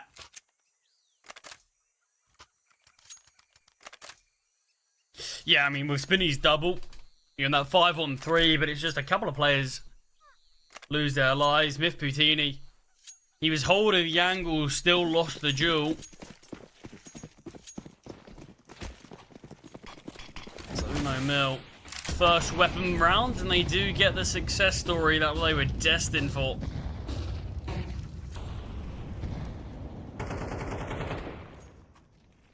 Conjure Util being dumped out all across the map. Doc coming towards mid to help DZT start to clear some of these angles. Gonna be peeking into Donut. Does spot the player. No kill traded.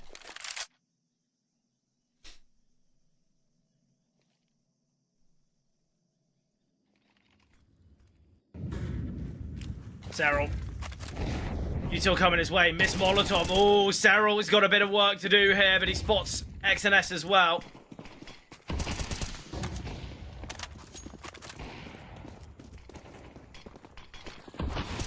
Now the T's, it seems as though they've halted. A little bit worried here.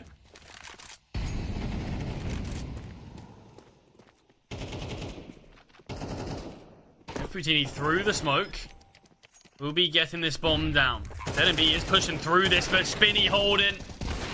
Finds one, keeps his teammate alive, and Patini dancing around the pillar with backup of DZT now. They keep this round in question. Surely Remix can't win this fight.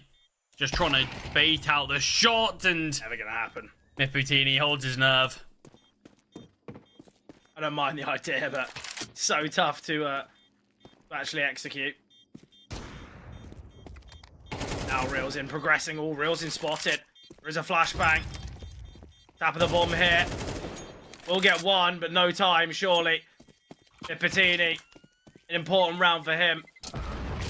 Both go down to the bomb. Players, though, they bounce back after the round loss of last. Yes, again, a bit scrappy, though.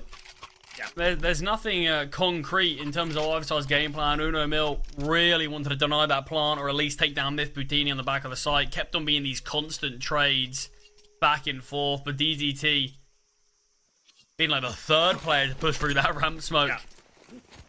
Brings things to that 2v2, and then from there, it's played well. Orp is in the hands of Remix. This is a force buy. This is the 5-7 though.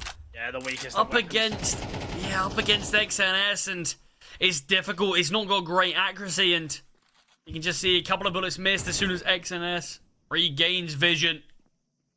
Dispatches of ZMB and gives players that man advantage here. Cyril needs to be careful. Well, Cyril's been spotted.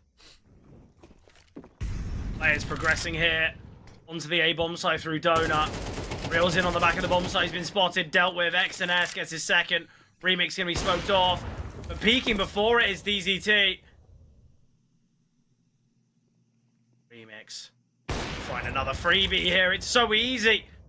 Now it's this 3v3. Now there's that realm of possibility regarding this round. Yeah, still no defuse skip. So time is going to be an issue. CT's There's not a lot of util to actually keep the CTs at bay. It's still so slow. Oh, it seems like it's just going to be a save. Players can find their fifth now. Money's not perfect here for players, but Uno Mille, they have been outclassed here with their current CT side, it's got to be said. Yeah, as it stands at least, but I think this game's just shown that you can never really count out either of these teams. There's always a bit of madness that seemingly is happening in both of the games. From us initially seeing players have a good start on Dust, just to sort of let things crumble. Tactical pause from Uno Mille. I feel like they used it a little bit late on Anubis last time. But they've got to use it now. They've still got somewhat of a decent buy in play, thanks to those saved 3 weapons. But you're at a point now where a round like this will be really, really valuable to your CT side. You can win it. You can likely force players onto that eco. And then very quickly you're back in the midst of things. Yeah. Again, though, we need to see a little bit more from everyone here on the Uno Mille side. You know, we've seen a couple big kills in the last round from Remix. They had a lot of time to work with still to go for that retake. They've got to see this instant success. They've opted for a save in a 3 versus 3 when they probably could have had a good chance at winning the round. Ollie here from Cyril. Looking to get aggressive here towards Cave. Oh, the nade. The kill comes through for Spinny still, though. Or making its way towards B main. Again, though, it's players getting these openers. They've been very impressive. It's been the mid-round where they seemingly have struggled, but it's a 5-1 scoreline. Doesn't matter how close these rounds get. They're winning them.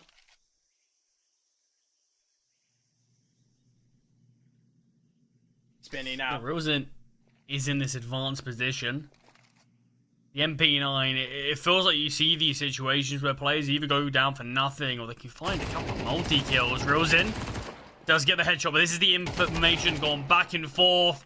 He does go 1-for-1. Gets the info quite early, but is ZMB the closest rotate, and he's going to get forced back from the smoke grenade. Send a flash to look to push on out. Into the molly he goes, though, and he falls to Doc.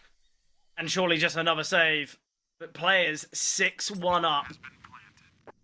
And Uno Mille, every round that goes against them, every moment that they seem to stumble here on Ancient is another reminder of that victory should have been seen on Anubis.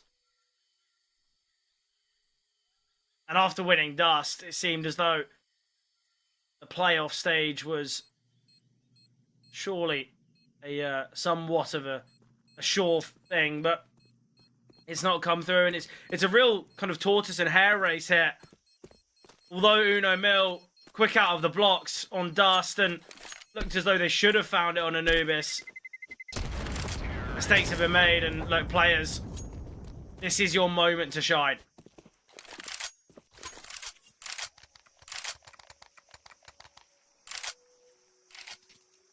I mean, we're seeing a similar thing to what players were doing with Myth Patini, constantly keeping that AWP alive on Anubis. Is just in doing so, the AWP being such a costly piece of equipment, and with the loss bonus being high, we are seeing near enough perfect buys most rounds for the CTs. Of course, they saved a couple of weapons in that one, but they're still able to keep on getting these weapons out, and it's meaning players aren't actually getting any easy times of things. It means the rounds are always being somewhat close. We're not seeing a huge economy building up, but we also do need to see at some point these starting to be converted into rounds on the board. Again, though, it's an opening kill.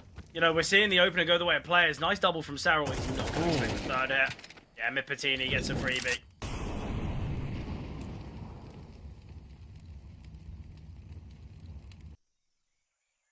3 versus 2. Remix, AWP in hand. This saved AWP. He's had it for plenty of rounds. Now repositioning.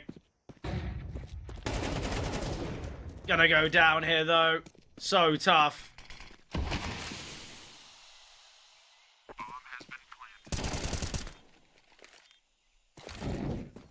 Reels in. We'll drop out a molly. And they to accompany it, but the players push in front, and DZT does it alone. No support needed from Myth Patini and players. It's another round victory. 7-1. How many rounds, Fred, do you think Uno Mille need here? I need they need all 4. Let's not beat around the bush here. You know, without all 4, players get 8 on the T side. Obviously, Ancient is a map that is slightly favoured to the Ts, but not to this regard, not to a 6-round lead. And I think if Uno Mille don't fire back at some point soon, well, it's got to be now, but if they don't fire back, I think it's too far gone. Obviously, 4 is doable, so is 3. But I think for them to feel confident to have a chance here on Ancient, it's got to be all 5, especially with the fact that we know Uno Mille have struggled on Ancient in the past, and it's a map where it seems the T side is where you can really flex the muscles, you can't really show what kind of map knowledge and creativity that you have here. But again, the real identifiable issue here for Uno Mille, are they going to win an opening, you know, are they going to get an opening kill anytime soon? It's seemingly always going the way of players. I mean, this is the thing. I've just looked at the actual Ancient stats for 2025. They're the exact same as they were for 2024. 50.1% favourite to the T. Yeah. So it's as sort of even as it gets right now. Obviously, a lot of it does feel like it is team dependent. You can have teams who do favour one side slightly more. But regardless, yeah, I think you're spot on. I do think we're going to need to see Uno Mille, well, for me, at least get 3 rounds as a bare minimum. Yeah. Anything less, you do have to worry for their chances. Yeah, look. That's 3 more rounds, of course. We've had 35 seconds of play. They've got 1 smoke grenade remaining. This is a full investment. Certainly doesn't seem like one. Utility coming over the top here, though, now from players. And a bit of a ruse. They do drop the smoke towards middle, though. Fast rotations have been seen. BNC. This 50-50 fight towards bottom ramp will be everything, sorry. If Doc gets the kill, it could be very difficult, but same goes for BNC. 50 seconds now. Cyril rotating in. Doc completely alone here. You'd love a teammate to send a flashbang, but Patini is the one with it. Doc found now. The setup's excellent. And it seems like players have kind of thrown their chances of a round here, maybe away. Rotation going to be seen. It's a great gamble. Myth Patini now clearing towards Cave. There's a player at Bucket. Great find from Myth Patini. Information gathered. Reposition seen here from ZMB. Straight away, he's making his way onto the B-bomb site. Time's ticking. BNC, if he's overlooked. Great trade. Absolutely excellent. Spinny gets another. Oh, it's all going to be on Remix, though. Whether he can deny the plant, and Remix won't deny the plant, but will win his team the round. And in moments like that, although so slight, if it's the AWP planting, we're looking at a different round. But great there from Remix. Yeah, I mean, Remix really did need to go for it all. Couldn't slow down there. You give such a big chance if you back away, give that 2v2. That'll, of course, also if Myth Patini hits the shot. Oh, yeah. Likely going to see a round going the way of players again. So it's really, really important for Remix to fully commit to that, and he did so. But finally, the second round has come. It's taken a while.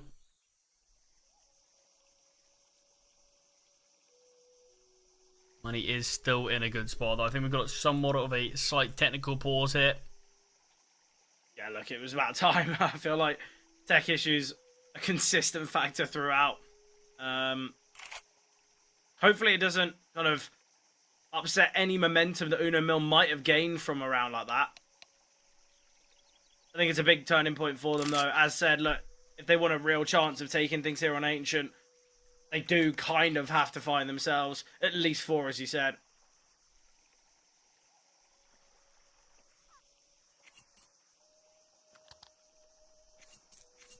Yeah, we're going to hopefully see what they can do if they can keep things interesting on this. But them keeping themselves alive and making sure they've kept these weapons in play has definitely helped them out a little bit in that one.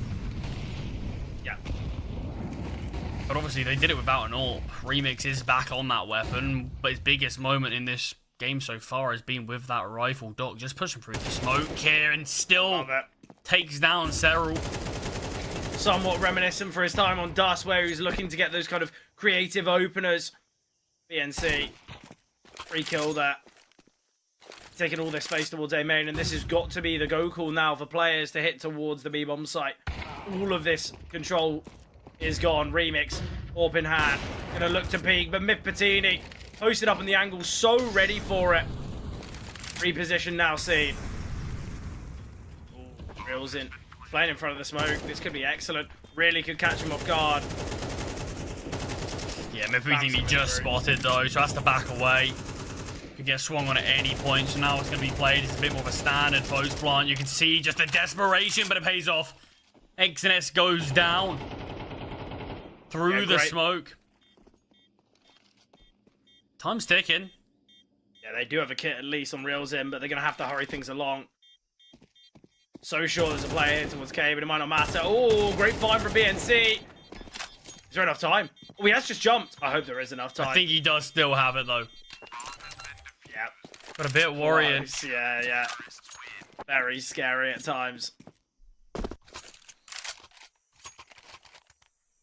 I mean, big retake there. That was a disadvantage retake. They managed to win it. It felt like as soon as we saw X and S go down, the players just sort of wanted to play the clock, it felt like, rather than trying to stop anything.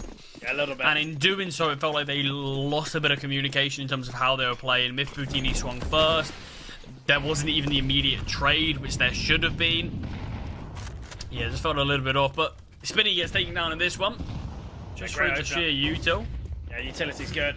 They need to be cautious though, Doc. If he can find this kill, gonna be aware there's a player towards Cave. The utility could be enough to allow for the plant. Reels in not holding. They can deny the plant now. Oh, it does still go down, in fact. Deep position here. Tech 9 not connecting though. Remix, great find. And that's the round going the way of Uno Mille. Look, they found that 4. At least they've got themselves 4. We saw the downfall of Uno Mille on Anubis. Surely players can't be the ones to fumble here.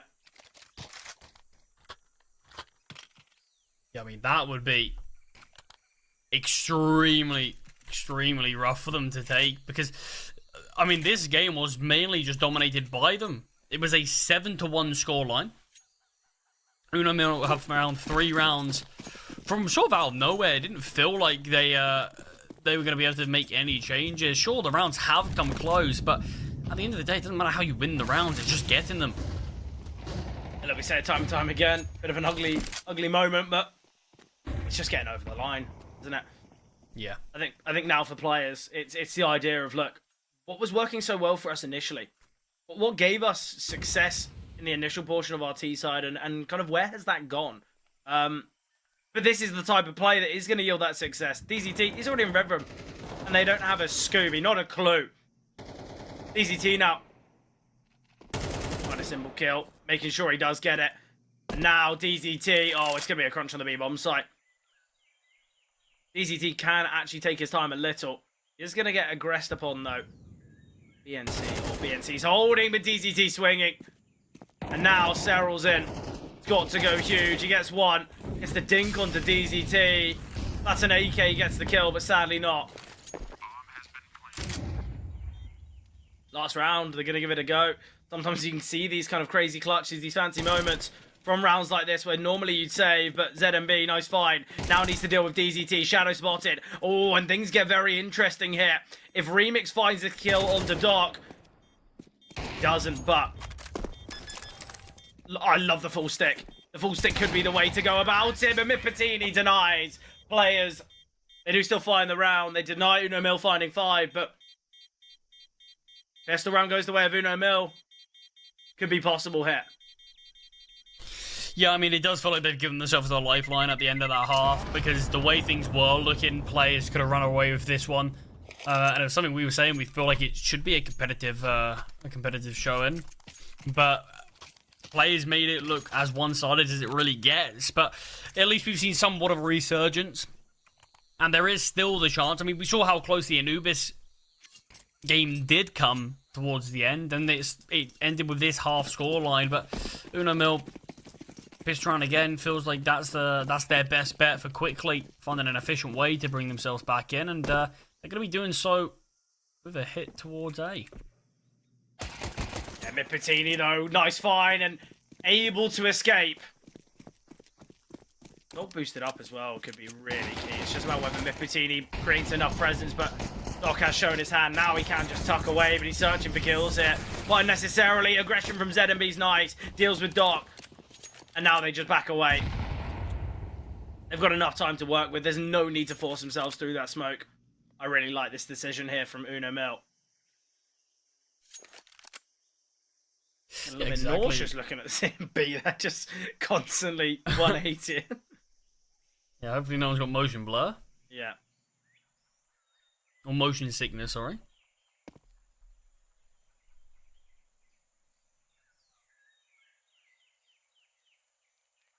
So seems like they're just fully discussing the options, and B seems like the optimal one. Players are giving up a lot of the bomb site to play from the range advantage with those USPs. I think it's the right decision. The problem is they're getting no information. So you can see the T's look to swing on Spinny, and he's not going to be aware of it at all. Not in the slightest. Spinny, here we go. Have your moment. Tucked away here in the corner. They are still taking their time. It's Swinny. Will swing, finds one. X&S close by. And things work out very nicely here for players. Yeah, flashbang on top of it. The reload needed. Remix. Nothing can be done. It felt like things should have went very differently for Uno Mille there. Expected a lot better, but look, it's a pistol round. All it takes is a couple quick shots and things really change. Players now, they've got a 5-round lead. Expected to find 10 quite comfortably. It would be the scoreline that we saw on Anubis. 10-4. Oh, hello. X&S peaks. What's up, 3? Yeah, lots of information gained. He wants to make sure he can farm up a bit of cash. Yeah. With this weapon, but Uno Mille, after being spotted, knowing there's an MP9 there, might not feel all too confident actually hitting towards this side of the map. But the boost is coming through. Flashbang there on top of it. XNS just decides to clear the wrong side. I don't mind this, though. He gets 2, looks to push on further. Myth Patini's close by as well. Myth Patini can get himself a double too. And we will see it. Myth Patini and XNS finding 5 there. All kills acquired by the MP9, so money is looking good.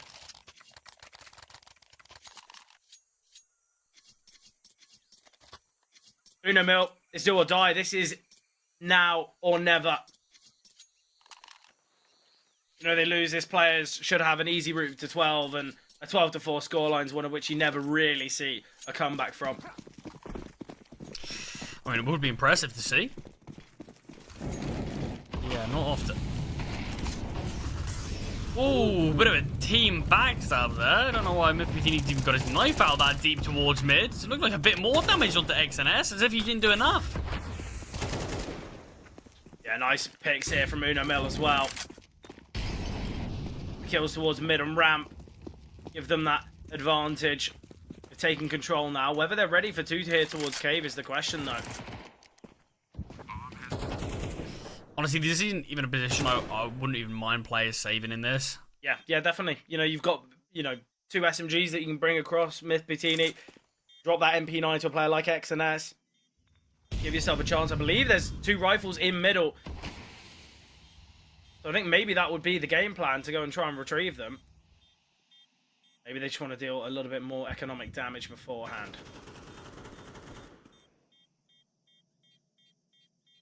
One radius on the Anubis is huge. Trying to remove.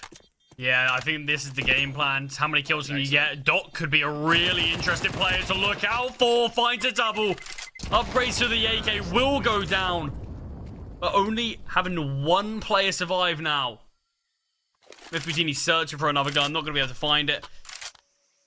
We'll be able to get the orb. Oh, only if he gets dropped it from XNS. Yeah. I think the chances of that happening are quite low. Glass cannon MP9.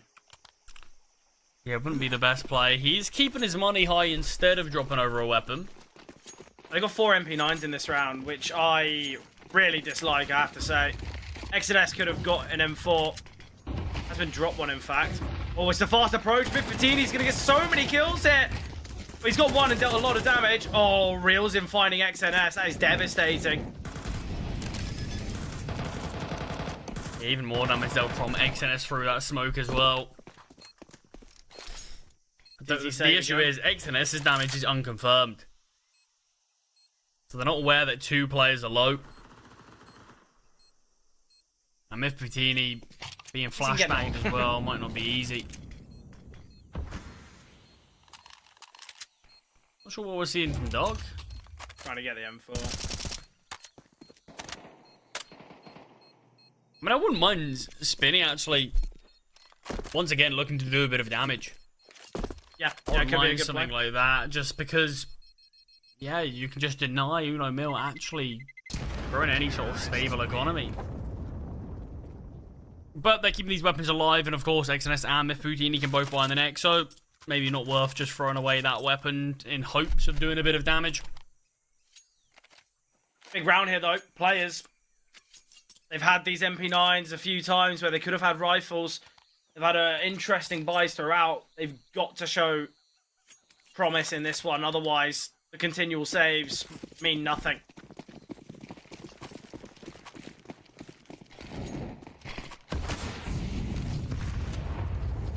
XNS. And in that early util. No deep molly here could be problematic. Loads of damage onto XNS, but ZMB as well. Nice HE grenade. Cyril chipped away at so heavily in the burst of the MP9. Dealing to BNC. This is great now. Vinny's in a good position. I'd actually like to see him take a bit of a risk. Obviously, he doesn't know how many players are down there, but look at the position here of XNS. There's no one towards elbow. He's got a teammate holding as well. Love him to kind of drop his flash to his teammate and get sent in here. You know, Doc's got a flash, so does XNS. Try and look to send the MP9 down. They will just be backing away now. Still no kill yet. We've had a minute of play, a lot of damage, but Uno Mille still looks as though they're going to be heading towards the B-bomb site. Yeah, Yuto coming out. Spinny is blinded, but second flash is a little late. Spinny finds the first. They're in cave though, and as they emerge, they can clean up so easily. Final play is so low regarding health. 67 combined on these final three. They are going to try and make their way late, but XNS can find. It is going to be this reposition towards A. The AWP of Myth Patini drops the Molotov, and it will slow things right down. The bomb. Where's the bomb going? Is it just going to be the save hit? Yeah, it seems it. Players, they will get their 11th now. So much work done from Spinny, though. Yeah, a lot of damage dealt in general that round, and that was the one to sort of seal the fate. But we are going to see another buyout for Uno Mille, but Fred, this could be their last actual buy. Yeah. I'm worried about the lack of utility. You've got 2 full sets and then a few pieces here or there. But it's not a huge amount. It's going to be difficult to fight for some early control. We might need to see them play a little bit more passively here and just wait for players to burn their util. But no, they are sending stuff out. They are going to be fighting for it. It's just going to be a bit dodgy on the executes then, I think. Yeah, look, if they can find openers, if ZMB and Cyril can find anything towards middle, it'll be excellent. XNS has been spotted. Able to creep on back. Oh, XNS. Just peeking out unnecessarily. It seemed like he had a smoke in hand still. ZMB's been given a freebie. As you say, very minimal utility. Look, there's only 3 pieces, none of them being smoke grenades. Patini. He's holding both middle and A, and we've got this triple B, and I think this is the best scenario that players can opt for, because Patini's got a lot of utility to kind of hold off here. Is he ready for ZMB, though? The angle favours ZMB at all, and Patini can find him. And with him backing away, this should indicate that B is going to be the point of contention now. Remix, though, we can get one. Important trade from Doc, though. DZT is still ready and waiting. Swing comes through from Doc. Great find. There is another here, and even more found from Doc. 1 versus 3 now for BNC, and he falls to Patini. Look at the money. BNC will have the best investment being a Galil. The rest with Deagles, with Mac 10s, with Tech 9s. And a 6-round lead, 6 opportunities for players, and Uno Mille quite rightfully opting for their tactical pause. Yeah, it feels like this could be the end of the road now. And it might be like we're looking at Uno Mille. Gonna have to drop down to that 2-2 record, but still, they have chances, but only one of them. I mean, this is it, Fred. Players are 1 round away now from advancing to playoffs. Yeah, I think the thing that we've got to talk about, and it's something that I'm going to be highlighting throughout the remainder of of Uno Mille's time here in the Swiss stage. They bested their opponents on Dust. They put themselves on Anubis, a map that they've looked incredible on, and their opponents far favoured. Players are now the ones ready for victory here, ready to progress to that playoff stage. 5 kills is all that it might take, and there's the first. ZMB falling, Cyril half HP, DZT and Doc with a great setup. Cyril not ready to breach in.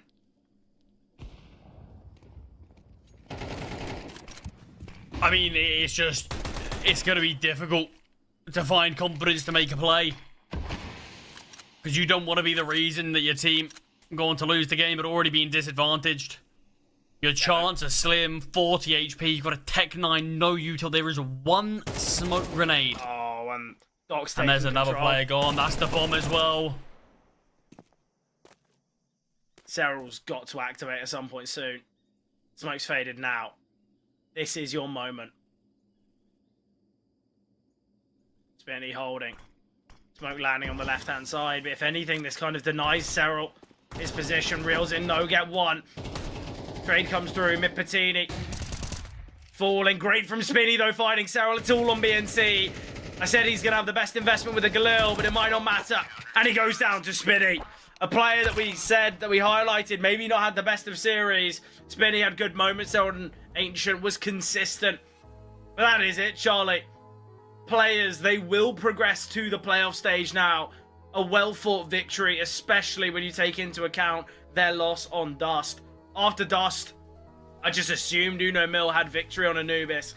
It was somewhat of a surefire victory for them, but they fumbled. So many mistakes made. Couldn't right the wrongs on Ancient either. Players, the better team in this series, they have to be congratulated for the successes. Yeah, I mean, 100%. The fact that they didn't have a good showing on their map selection whatsoever.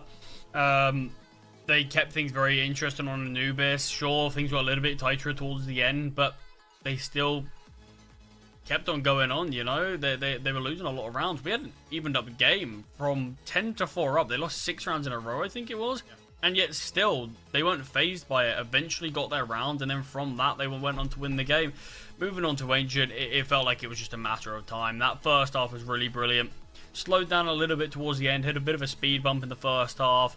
We saw Uno Mille claw a couple of rounds back, but even then, as soon as the second half started, it did feel like we were just watching the beginning of the end for Uno Mille's chances. But yeah, that's a playoff spot guaranteed now for them, where Uno Mille, their fate's still a bit up in the air. Yeah, obviously though, we have got another game up and coming in about 5 minutes time. It is MIBRF against Patins to the Ferrari, and you will be joined by the wonderful Roy and DIO, so make sure you guys show them some love. We're going to jump to a break and then back in the action for that elimination game.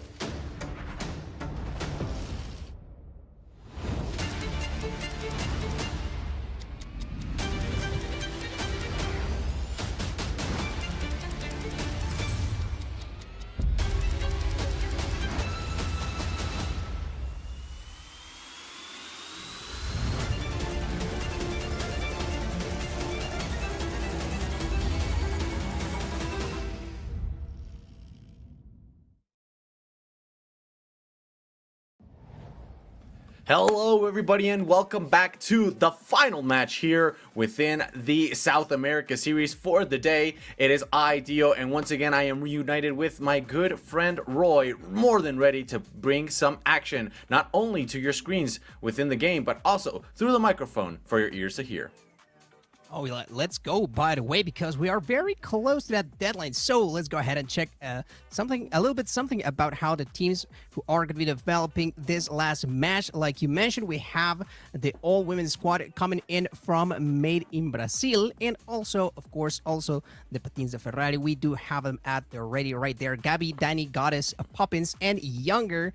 These ladies are, well, some of them have been sticking it out for quite a while. I did see that there were a couple of roster changes, but I'm definitely expecting to see great things from them. And how about the other roster that's going to be in the other side of the aisle? Let's also take a look at that.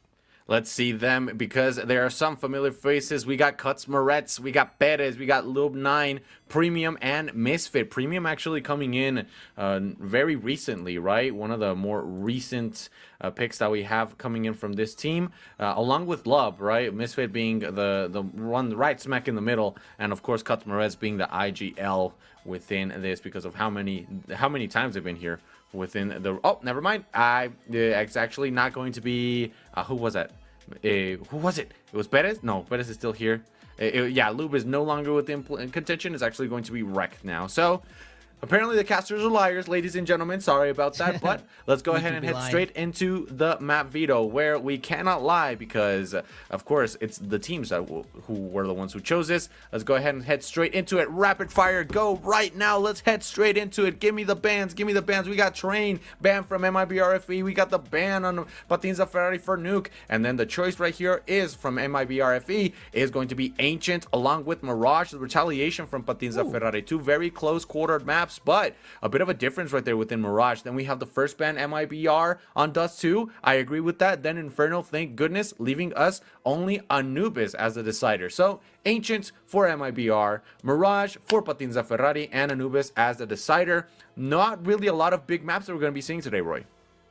Yeah, no, I feel like I've been stuck in a loop. I've only commentated this 3 maps for this year, really. Ancient, Mirage, and Anubis. And we'll even get to see if we go to Anubis if there is a need for a decider. By the way, as for the records and how things have been going on for both of these squads, both MIBRFE and Patins de Ferrari are on the verge of elimination with only one W to their names.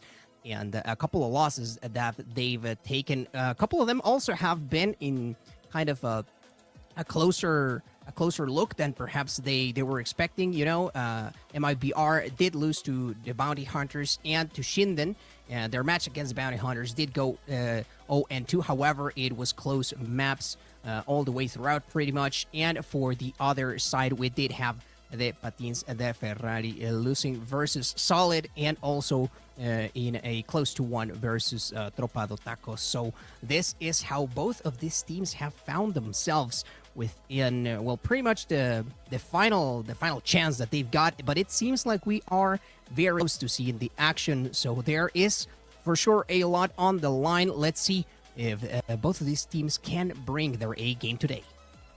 And you said, you know, Shinden being one of the teams that MIBRFE actually lost against, and we see that within another tournament, to be exact, the Frost and Fire South America season. Early on within this month, Patins de Ferrari lost, and I dare say they lost even harder than what we saw coming in right here from MIBRFE. So this should be an evenly matched game. Not gonna lie, and I do expect Cuts Moret's shots to be true, and not only and just the callouts as well. Right here, we're gonna see the fire. Yes, we do immediately toward that side. Do we see the kill? Wow. Okay, Poppins and Goddess popping heads and looking divine out here. Holy crap! What was that entry, bro? They just really went in guns blazing. Just did not want to hesitate at all. What a hype start coming in from these players. Wow, it was an incredible way to just set the pace right off the rip. And this is the type of gameplay that we are expecting from Ancient, right? Perhaps to go a little bit more pedal to the metal. Wow. And Poppins is not slowing down whatsoever. Look at her go. And also Premium trying to claim a little something. However, he is not going to get anything, as Gabby does end up claiming that one for herself.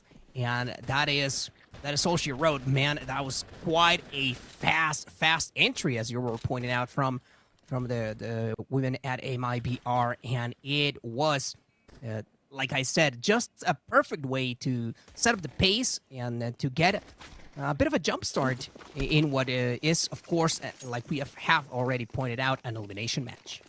Oh yeah, definitely. Not only that, but look, and speaking of elimination, they do not want anything to do with these teams, man. They've already guns blazing with the rifles, 2 AK-47s within the hands of Poppins and Goddess, as well as 2 Galils, Younger and Gabby, and Danny actually going for a bit of a more economical route, definitely, but of course, it is an investment that could spell a lot of money later on. So let's see how that's going to spell out right here. There is a lot of spam towards this area, so it seems like we're going to have a bit more of a stack towards the B site, given the information that was taken out right here. So let's see how that's going to work. We see the Deagles galore. We've actually... Oh, I'm so happy I'm on South America, man, because I can say Keota. That's going to be amazing if we do see the headshot. I was in North America yesterday, and I was like, oh, Keota. I'm like, ah, damn. I'm not in South America. Yeah, it's like nobody gets it. Like, come on, please. But anyways, let's see how these girls approach right here, coming in towards the B site. Specifically because right there from ramp, it can be a little bit difficult to make your way into, especially being smoked up right here within lamp room. So you can't really approach house too well. But now that the smoke dissipates, just making sure that you take your time, but you keep that timer on in your mind as well. Okay, and I appreciate the patience. Oh. Absolutely, but finally they're ready for the push, and so the smokes start flying off, exactly what they need to make this perhaps a little bit easier. Of course, the MIBR already have the advantage in the firepower department, and quickly that Mac is already paying off, and so do the AKs. Poppins once again. Look at that stat line already, 5-0 for the time being, and not looking to slow down whatsoever. Of course, this was perhaps always the outcome expected, given how things started for the pistol round. But nonetheless, it has to be very reassuring here that you have a chance to continue to push forwards. And well, this round pretty much had already been secured as far as the first couple of frags went in. I think the outcome of this round specifically was pretty much decided all the way throughout. But let's see what the Patines have to offer for a bit of an answer when they have a chance to actually develop their game. Because, I mean, right now they should be in a spot in which they can at the very least choose on whether or not they want to spend, or if they are gonna have to still fight a bit more and, take it in the teeth, because that is what happens sometimes. You don't get the right start, you decide to spend in your second round, and, well, then you are pretty much not in an economically good enough position, and it's exactly what we are seeing. So they're not going to force anything out, so it's going to be all pistols out once again here for the Patins de Ferrari. But let's see if they can catch MIBR kind of off guard. Because, of course, I mean, we've seen teams get ecoed all the time. Not like I want to see it all the time, but hey, sometimes it happens. However, Danny not gonna let any of that slide. Not at all. Okay, just simply going to stay back right there. The box is going to help out. Yup.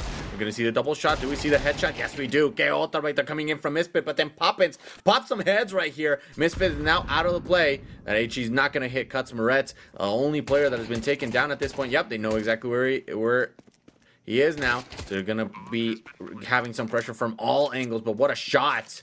Able to get the kill on Poppins right there. And maybe, just maybe, he's going to try to look to scavenge. So he knows that he has to block off that area right there towards the end. Yeah, but I mean, Younger with the pristine shots. Getting that kill finally within her name. And, I mean, look at this. These girls are absolutely on fire right now. Patins Ferrari surely are having a little bit of trouble catching their footing right there.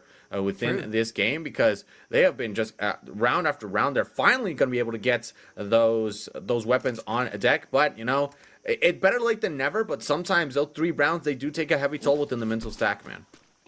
Yeah, I mean, they can for sure. I mean, 3 rounds, of course, not the steepest of leads, but nonetheless, when you have a team that has been playing higher like MIBRFE has so far, I mean, you have to wonder, especially given the stakes that are in flight in this match, because elimination is right there at the turn of a corner. Danny once again joining the Charlie. However, Cuts Moretz with the flank. He's gonna get Poppins and Gabby. Poppins and Gabby taking their losses, and that means a lot of firepower has been missed here by MIBR. However, that doesn't slow down the plan, but they are in a tough spot now, as both Younger and Goddess had already been tagged up. So it's a matter of survival, but it looks like Premium is continuing on his onslaught. And the final frag should be there in a second. Younger not able to survive, only manages to take down Misfit with her, if I am not mistaken. So it is a good answer there from the Patins. Like I mentioned, you sometimes just have to take it in the teeth for quite a while before you really get a chance to answer back. But nonetheless, the answer was there, and in spite of all that momentum that we were talking about that MIBRFE could bring to the table, it looks like, well, Patins are not quite ready to give up. Yeah, it's definitely one of those situations where you know that you need the firepower, right? You need that firepower right here. And of course, it, like I mentioned, those 3 rounds, they definitely take a heavy toll. But at this point, oh, you got to be cautious right there, especially if you're just standing outside the smoke, completely blinded right there. That's very uncharacteristic of Younger from what we've been seeing within the earlier rounds. So let's see if they're able to catch their footing once more, as well as they did beforehand. Are they going to refresh the smoke? Do they catch anybody peeping off right there? No, it doesn't seem like that. So right now, like, just taking into consideration the entirety of the team composition, it seems like they're going to try to pop at least a little bit of one frag right here. If they do, they can most definitely make their way inside, especially since Rex hasn't been having too much of an impact within this. Of course, he is a stand-in, so completely understand why. So let's see how that's going to be working out at this point. We do have somebody coming in. Yeah, right there. Not really much that you can do, especially since you're caught off guard. Gabby goes down within the hands of Cuts Moretz. And, unfortunately, being able to hit those shots. What is going on? Rex is just playing a little bit of a game of a tag right here, but then Poppins pops some heads once again. Oh, but, you know, overextending a little bit more. Premium, though, gets caught with the utility in his hands, and now this is a 2v2, man. Definitely doable for sure. We do have Misfit coming in from the other side. Do they change to the correct apparel right here? Oh, no! What? Well, how do you miss that shot, bro? She was just completely turned around. That is one of the shots that you know you're going to have nightmares about later on as well, especially since it comes to bite you in the butt like it just did right now. It's a 1v1. It's Pettis against Danny. The thing is, Danny has to place the bomb, and he goes for it. Oh, my goodness gracious, Danny with the 1v2. What a great clutch coming in from this player. Holy crap. Oh man, Misfit has gotta be beating himself down. You do not let that slide. There is just no world in which you can let go of that shot. Perhaps a little bit, you know, we talk about trigger discipline, but that is a little bit too much, perhaps. Look at that. Look at that. How do you let that one slip by? That was so unfortunate. Then, of course, look at Danny clutching up for the squad once again. Misfit, you don't get a second chance, and then the challenge comes through, but Pettis ends up meeting the same fate. So, I mean, it was their round to lose for Patins Ferrari, and they did. and Yeah. they totally blew that one up, unfortunately. But also, huge props to the clutch factor being brought there by Danny. But Oh yeah. I mean, you cannot let those slide, and that goes back into the mental game. You know, you are playing a heavily mental game after all, and the nerves in tournament they do exist. So, I mean, at the end of the day, you still have to take that type of stuff into consideration. Let's see though if the Patins do let that affect them a little bit more, or if they can just overcome that right of the rip. You know, short-term memory, delete it, and we move on to the next one. Yeah, definitely something that what I was mentioning, right? That momentum that you can carry over by just winning 3 rounds can be absolutely lethal. And not only because it sets up for a great game regarding the long run, right? Because once again, economy is super, super important. But as well as just understanding what's going on right here, especially since Misfits use that information and simply step back, place himself within the cover right here as the connector.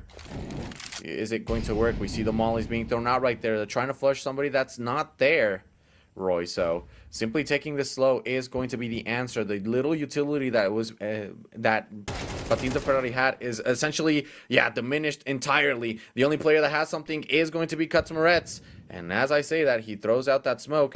Not seeing. Oh, actually, we have the information. Katsmaretz goes down. Poppins unscathed. However, Goddess has taken a heavy toll right here, but not before she got her kill.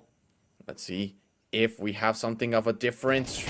Using that smoke to cover off for anybody that could be there. Oh. The thing is, Premium, as long as he does not move, nobody will see him. Just walks straight past her, and then is able to get the kill on Goddess. Great stuff, and now he's forced behind. Relinquish the site, though. I don't know how good of an idea that is. I mean, you did get that kill, yes, but now you essentially gave up the site. Now you have to make sure you play with the correct information for your team. I mean, that frag is going to ease a bit of a load off their backs for sure, but Patins de Ferrari, they cannot be feeling too comfortable, especially since it took so long to move out. They were trapped for quite a while over towards B, Rect, and Pettis, where at the very least now, Premium starting, you know, the long route south, I guess, whereas in the meantime, like you mentioned, the site had already been given away, even if that did cost MIBRFE Goddess's life. But, oh, okay. The trade perhaps was looking to ensue. However, Poppins continues on that same path that she has been walking so far. One of absolute destruction towards her enemies. And with full confidence, again, MIBRFE are able to add one more to the tally. I mean, looking confident, looking good, of course. Again, firepower difference coming into play heavily, and Patins do manage to force a couple of trades, which should, at the very least, give them, again, this fighting chance that they've got. But a second reset would be a tough story, and we saw how it went last time around due to a heavy mistake that ended up just falling out of proportion, really. And so, I mean, I have no doubt in my mind that Patins can, for sure, continue on delivering, which, of course, Misfit, as long as you clean up your shot, my boy, you should have no trouble whatsoever. And now, numbers advantage here for Patins. It is going to be a much tougher push, especially given the bomb position that had been left all the way to the other side of the map. So, no options, really, to stick it out together for long there if you are MIBRFE.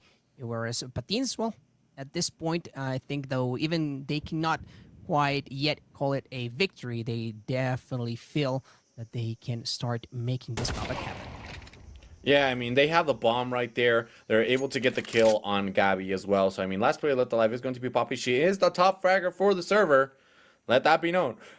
But, I mean, still, it is a very, very difficult task at points, especially since you're essentially going to see a Katsmaretz face first right here. Oh, I thought that, yep, the Peaker's advantage. Great stuff. Definitely doable if I do say so myself. However, still within the possession of the bomb. Can Poppins make this happen? You still, I'm not saying you got plenty of time, but you do have some time right here. And you know that that smoke is enough to distract you. But in the end, Wrecked with the reposition is able to get the flank and not only get that kill, but also the round within Patins de Ferrari's name, which is really good, right? I mean, I just want to talk about one of the kills, the final kill against Cutsmaretz. Gabi flicked through her teammate to be able to get that kill, and that was insane. But anyways, that was a previous round. Before that, Patinza Ferrari now has their foot in the door with those 2 rounds, but MIBR, I mean, these girls do not know the meaning of the word stop, bro. Like, they do not know. They will constantly throttle forward and make sure that every single one of your options is contested. If you're not able to get there on time, and speaking of able to get there on time, goes through the smoke, it's not gonna pop out in time, big bro. What was I talking about playing this correctly? Since Danny just goes in, rushes, guns blazing, and says, you know what, I can run and gun. That's what this gun is designed to do, bro. Why are you simply staying there? Especially since Cutsmaretz is now able to get that kill on Goddess. The utility is flying, man. This is a very heated round.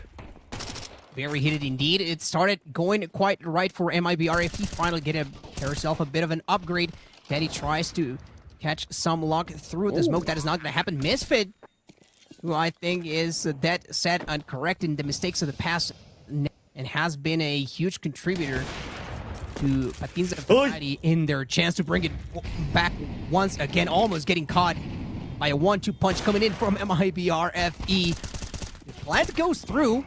Tons of damage being delivered, though. Misfit yet again getting rid of Poppins right there, and Danny also finding herself in the graveyard. This is not boding too well, and at that point, you can play to overwhelm your, if you are Patinza Ferrari. Much of what happened on the last round, of course, different situations, since now there was a bomb into play, whereas last time around, Poppins pretty much was cornered throughout the middle portion of the map. She didn't really have anywhere to run, but it seems like once they find themselves a couple of frags, Patinza Ferrari are definitely able to scale up the situation in their favor.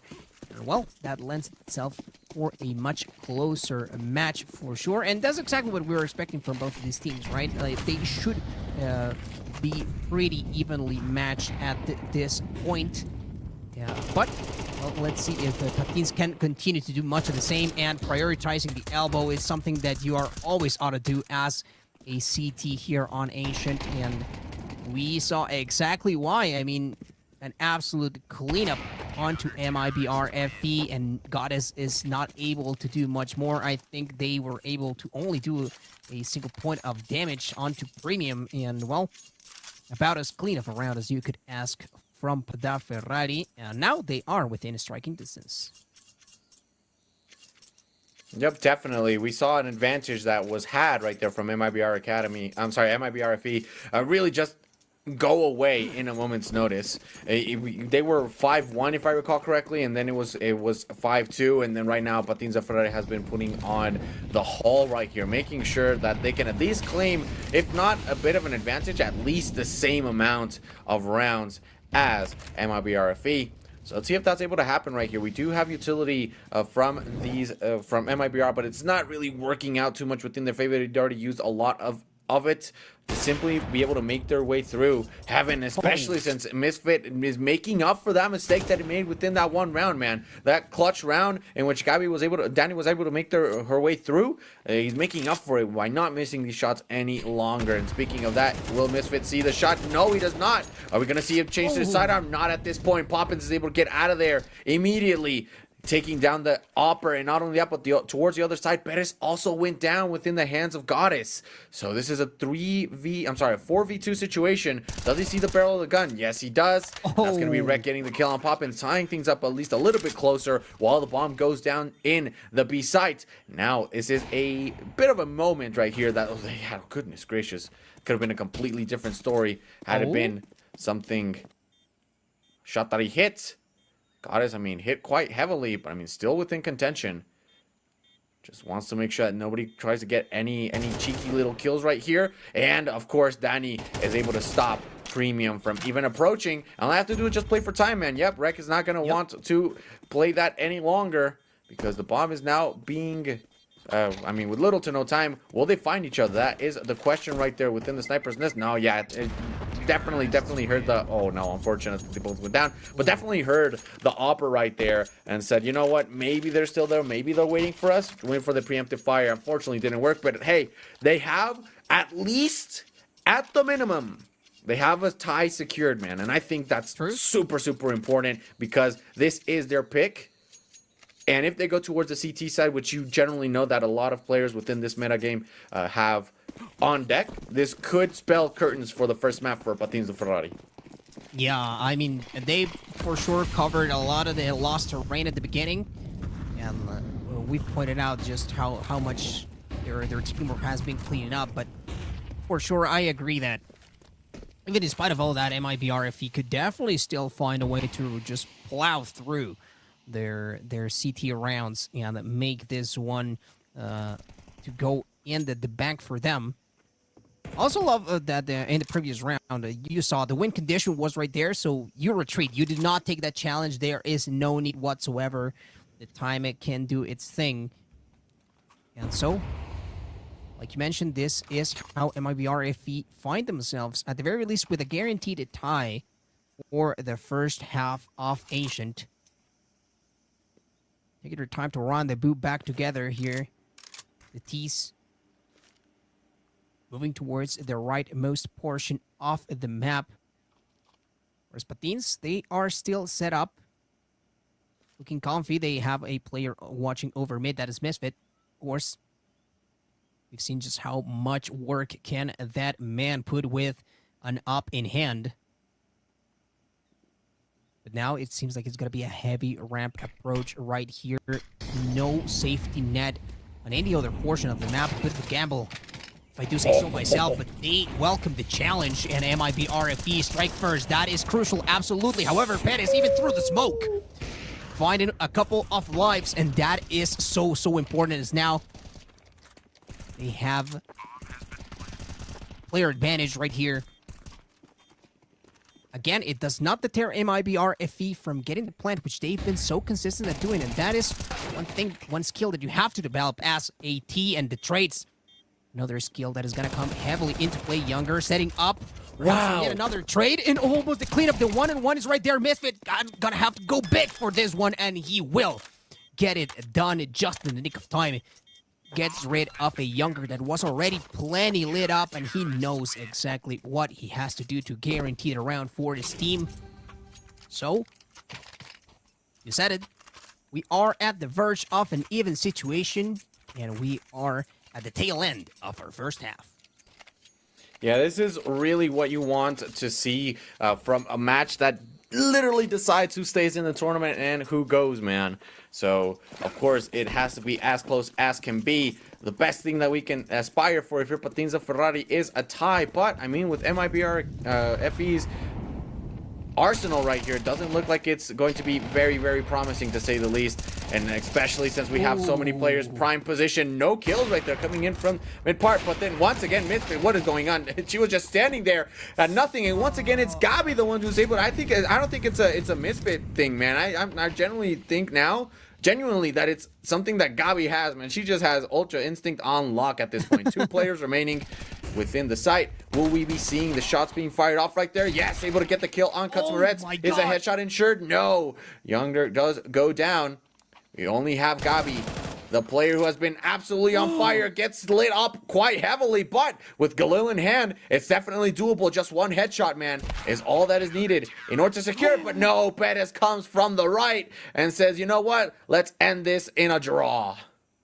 Wow, man, I mean, Perez taking a bit of a gamble right there, but he knows that he has to approach that point, and Gabi was expecting the swing to come from the left, but indeed it was the other way around, and Patins de Ferrari do manage to tie it up, making the most out of their CT rounds. And you guys can make the most out of your money, up to $500 on your first deposit with our friends over at Stake. That promo code CCT2024 will give you, that's right, a 200% bonus. You didn't see that wrong. Double your money pretty much on your first deposit, so make sure to use Stake, and of course to use that promo code that we have for you all. So thanks to our partners, of course, here at the Champion of Champions Tour, as we are getting ready to kick off the second half of Ancient.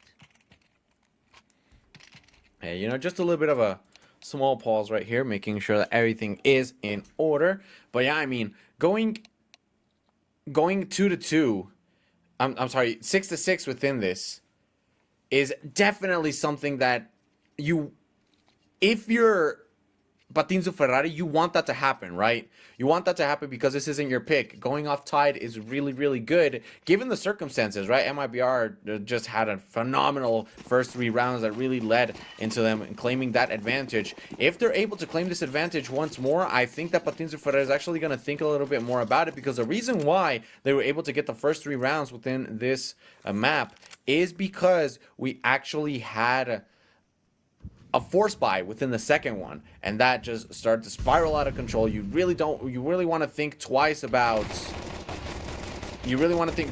just going all in right here, especially since you're on the CT side. But speaking of CTs, 2 of them go down, both Goddess and Danny, but Danny was able to claim a kill on Premium. Premium has been doing pretty good as well. However, we actually have, it's going to be the coverage right here coming in from Lamp Room. Gets a kill on Gabi. Perez gets Poppins as well. Two of the players coming in from this team are now out of contention. Then Cuts Moritz puts a final nail within the coffin for this first round. It seems like the advantage being claimed right here from Patinzo Ferrari is going to carry over towards this next half, man. Looking pretty good, if I do say so myself, from Patinzo Ferrari. It seems like they were rattled for the first half, and then they were able to just simply regain their composure and continue forward. You mentioned there was those little mistakes in some of the decisions that were made that caused them to start trailing behind MIBRFE. However, now Patinzo Ferrari, they are ready to set the pace once again. I have to point out and commend Rect as an enabler for just, with his position, really was enough to really give a fighting chance for the rest of the squad whenever he was on the map. The rest of Patinzo Ferrari was doing amazing, so MIBRFE right there, fortunately falling to the ground and looking to do much of the same in this one. Pretty much contained here by B, and at this point, of course, they know that all the action is developing towards the other side of the map. However, how do you even approach this the best that you can hope for at this point? Well, catch a couple of frags while the Patins overextend after what has become pretty much a guaranteed victory. Nonetheless, exactly what we were expecting coming in from Patins. Oh, cheeky little shot right there, but Younger is going to get punished for that one. Scott Smeditz, who has also been picking up quite a bit of steam. And that is the moneymaker right there for Misfit, making sure that they start establishing their economy as quickly as possible. Goddess has already been tagged up, and the collapse is imminent. And again, just brute forcing the way through if you are Patinzo Ferrari, and why wouldn't you at that point? It is just a matter of a simple cleanup, and they, of course, do get it. So, mirrored situations so far from what we've seen. The T's have been getting the right start for both of our halves. Though this time around, it is Patinzo Ferrari instead of MIBRFE. Yeah, I mean, really, really good stuff. The one that we're seeing coming in from Patinzo Ferrari. I mean, there's really nothing much left for one to say other than this could spell a lot of danger. This is going to be a round that just goes completely within the favor of Patinzo Ferrari. Only 1 kill, and that is Rekt, the one who did 205 damage. Holy crap. And that, I mean, Gabi was able to get 1 kill on Rekt. I mean, in the end, it's just her against the world. Will she try to save up? They did get that kill, but Patinzo Ferrari doesn't really have much to lose here other than maybe a rifle. And if she's able to disappear for long enough, she could be able to make her way to try to get it right here. Seeing if there's anybody within the general vicinity. Betters goes in and gets the bomb plant. Premium just sits in the fire. And now just taking their sweet, sweet time at this point. Bomb has already been planted. Numbers are within their side. Time is in their favor. So, it's all up to see where she's going to be revealed from right here. And it ends up being Cuts Moret's kill. Gabi going and unfortunately unable to do much off of it other than the frag that she was able to get. And even though she was the author of a phenomenal play early on within the half, I mean, it's still not going to come out on top. What I do want to bring attention to, Roy, is that we haven't seen Misfit on the AWP, and they have been performing a lot better. You know, sometimes it's just not an off day. Sometimes it's just not one of those days. I mean, it was, for the most part, I want to say, an update for him. We did see that, let's call it silly mistake earlier on, but ever since, he pretty much cleaned up his play for sure. I mean, his aim was looking much better, but maybe right now it is just a matter of them trying to get to that spot first in which they are feeling like they are not throwing their money away. Oh, here in the retreat right there, Younger's got you covered. Second shot miss, however, that info is going to be crucial. As now, one of the players from Ferrari are going to be trapped right there. This is going to be a cheeky approach that they are attempting right here. But it all came down to Pettis, I was about to say, who is playing in a bit more of a flexible position. Cutsmet, it's also a crucial frag onto Poppins, as we've seen just how much damage can Poppins cause to her opponents.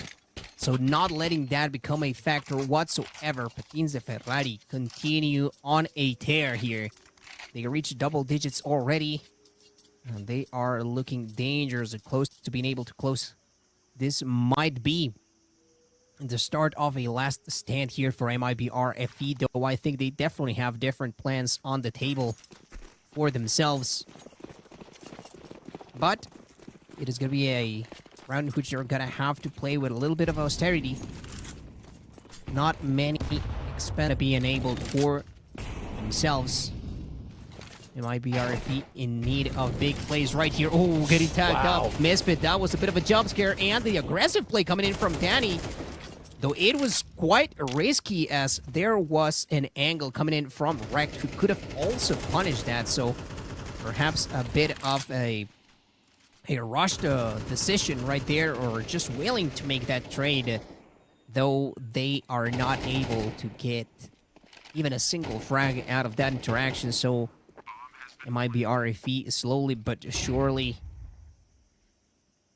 seeing that a 10 for Patins de Ferrari turn into 11. And at this point, it feels like it's just a matter of time until it does. Quite literally, right? It's a bomb just waiting to detonate right here.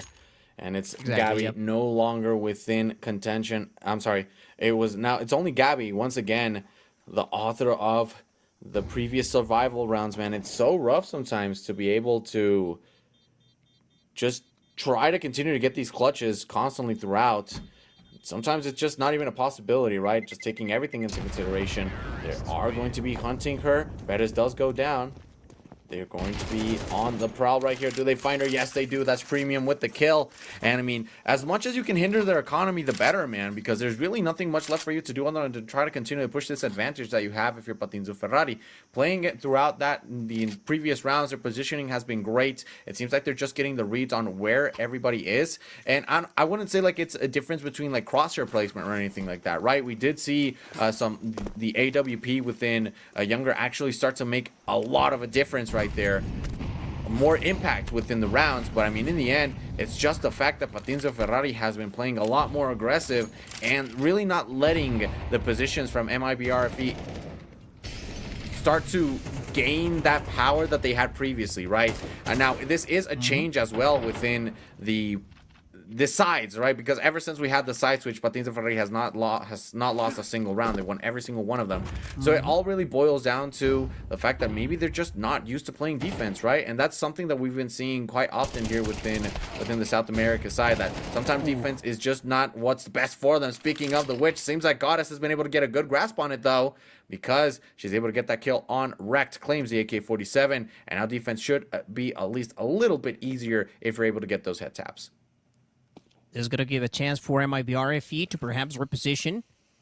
They still can play a 2-and-2 split throughout the map. That smoke is going to be a little bit of info, which Younger must be privy of already, so she is definitely going to reposition. Premium not holding that angle for long enough to get the info right there. Gonna be also playing here by Donut. Gonna see them both? Yes, she does. Taking one down on Premium. And the flank here from Danny. gonna be crucial. Of course, the rest. Wow. The rest of Patins and Ferrari were pretty much in a claustrophobic position at that point. The space was just getting a little bit too tiny for their comfort. And so MIBRFE, they stay alive, like you mentioned.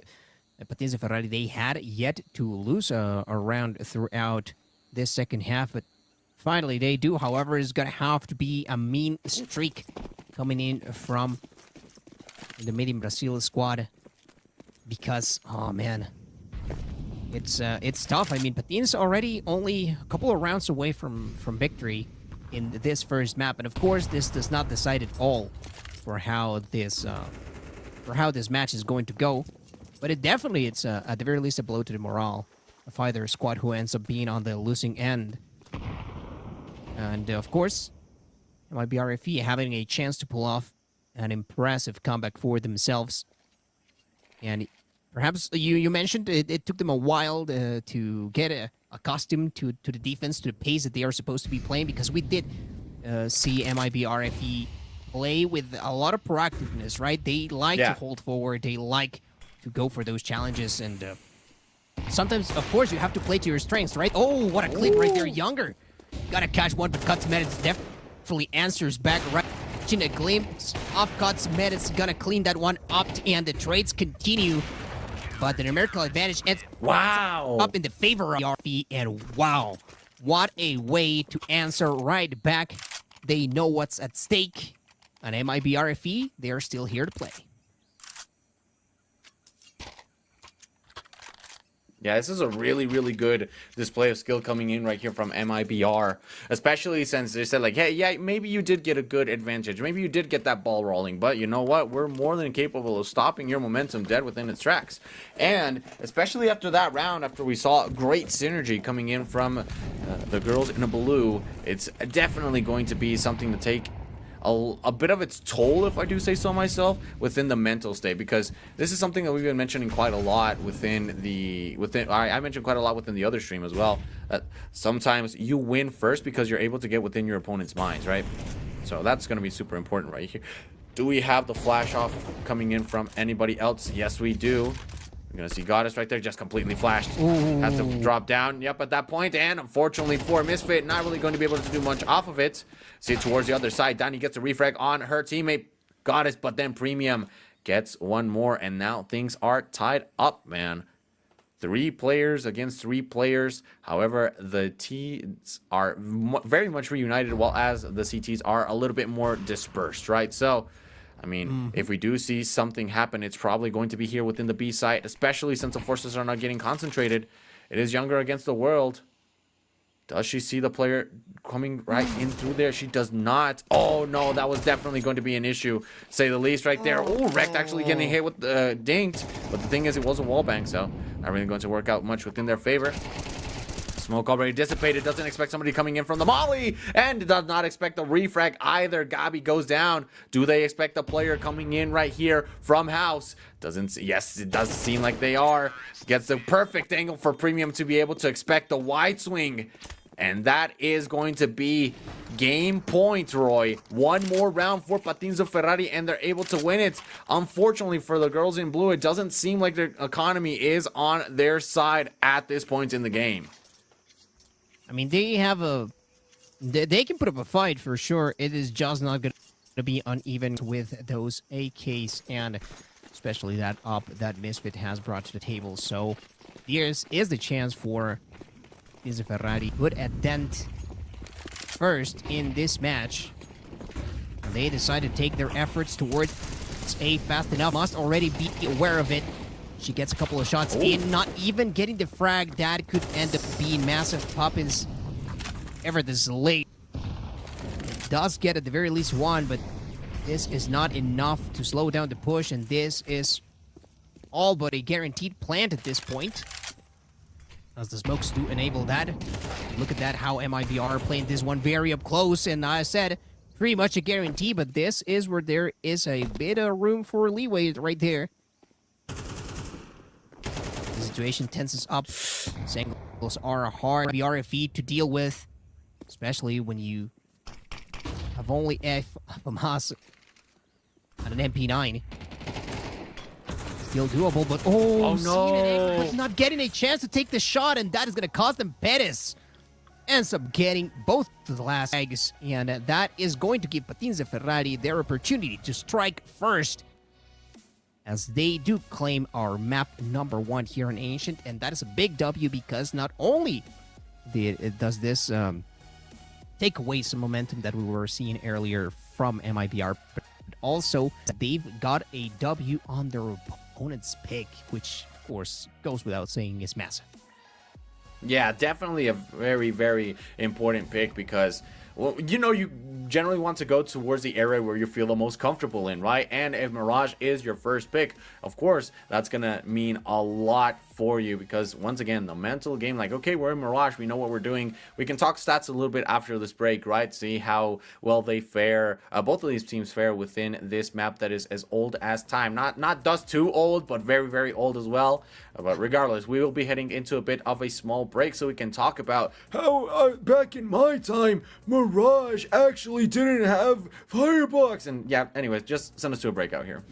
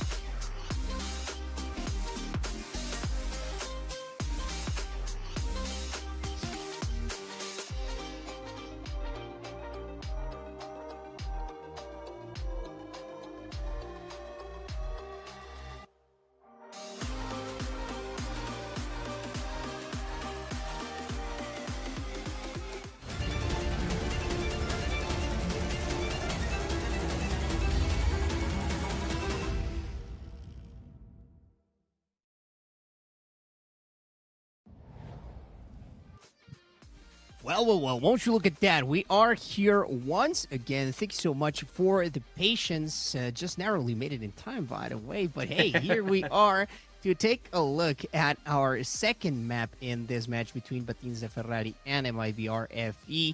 We did see a bit of a hot start for MIBR FE. However, Patins de Ferrari, with the adaptation, they caught up, they cleaned up the mistakes, and they claim our map number 1, which was, of course, Ancient. Now we're heading towards Mirage, if I am not mistaken. That's right. To see, well, if we get an answer from MIBR FE.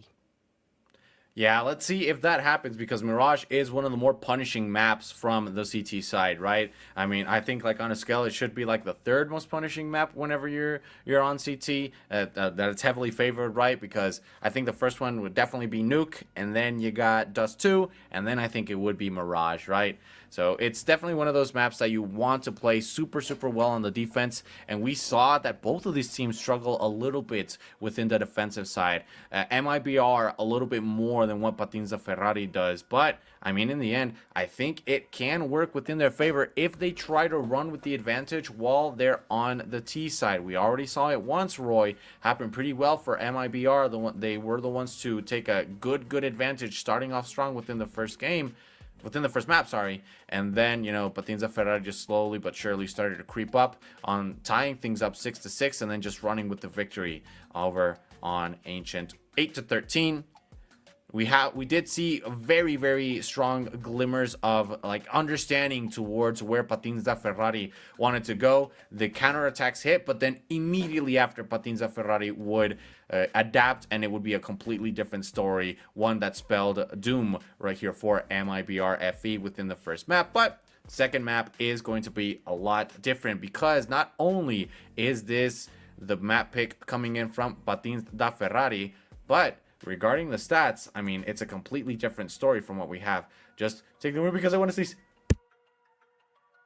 Okay, I mean, I'll just cover it up for my boy. I was about to say that the last time that we did see MIBR FE play on Mirage versus the Bounty Hunters, even though they did take an L on Mirage, it was 10-13, so very much a couple of things could have gone differently, and it would have been a W for them, giving them a chance to go towards Nuke in that specific match. This time it is not going to be Nuke, but instead Anubis, which of course we've seen just how MIBR FE are a bit more of an aggressive squad. You pointed out already, Dio, that you know, they feel a bit more comfortable, or at the very least from what we've seen, they feel a bit more comfortable when they can set up the pace of the match. And so Anubis could be a very, very good place for them. I mean, we did see some glimpses of success over there on Ancient, which, I mean, as far as comparisons go, I think those tight corners, you know, those close quarters encounters, that can be a bit more enabled in that regard. Perhaps some similarity gotta be there between Ancient and Anubis, perhaps even more heightened in Anubis, of course. But we'll get to see if we get there, as of course we still have to see Mirage develop. And what were you gonna say earlier, Dio?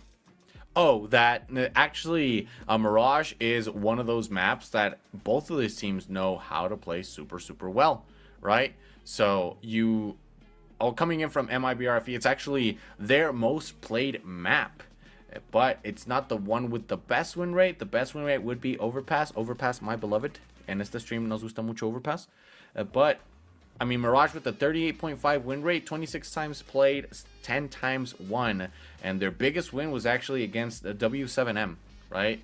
While as Patins de Ferrari, it's their second most played map, and their win rate is slightly higher at 45.5, with the biggest win they have against Crew, 13-3. So both of these teams have had very good peaks and very low valleys within this map, and it's about time that we see how they're going to fare here at this point. Because if we go just straight up into the analysis right here regarding how many times MIBR and Patins de Ferrari have won on each side, it's definitely a lot more within the favor of CT for Patins de Ferrari within the last couple of times. Within the CT rounds, they actually won more than 51.1% of the rounds that they played on CT, with to be exact, 56.68 win rate, right, within the CT side. So, I mean, everything heavily favors the CT side right here coming in from Patinza Ferrari,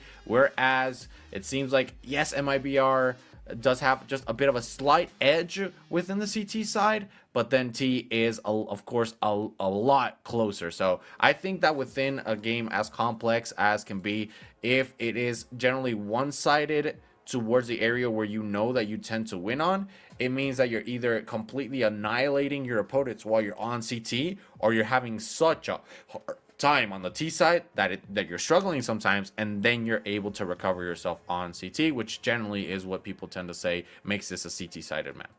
Yeah, exactly. And of course, I mean, Patins are gonna get close on CT as it is their own picker. That should be the plan here for Patins and Ferrari to get a chance at avoiding elimination. Of course, that will be a 2-2 record for them, but it seems like we're still waiting for our teams to be ready. So we'll catch a quick break, and we'll be back as soon as we have the action for you all.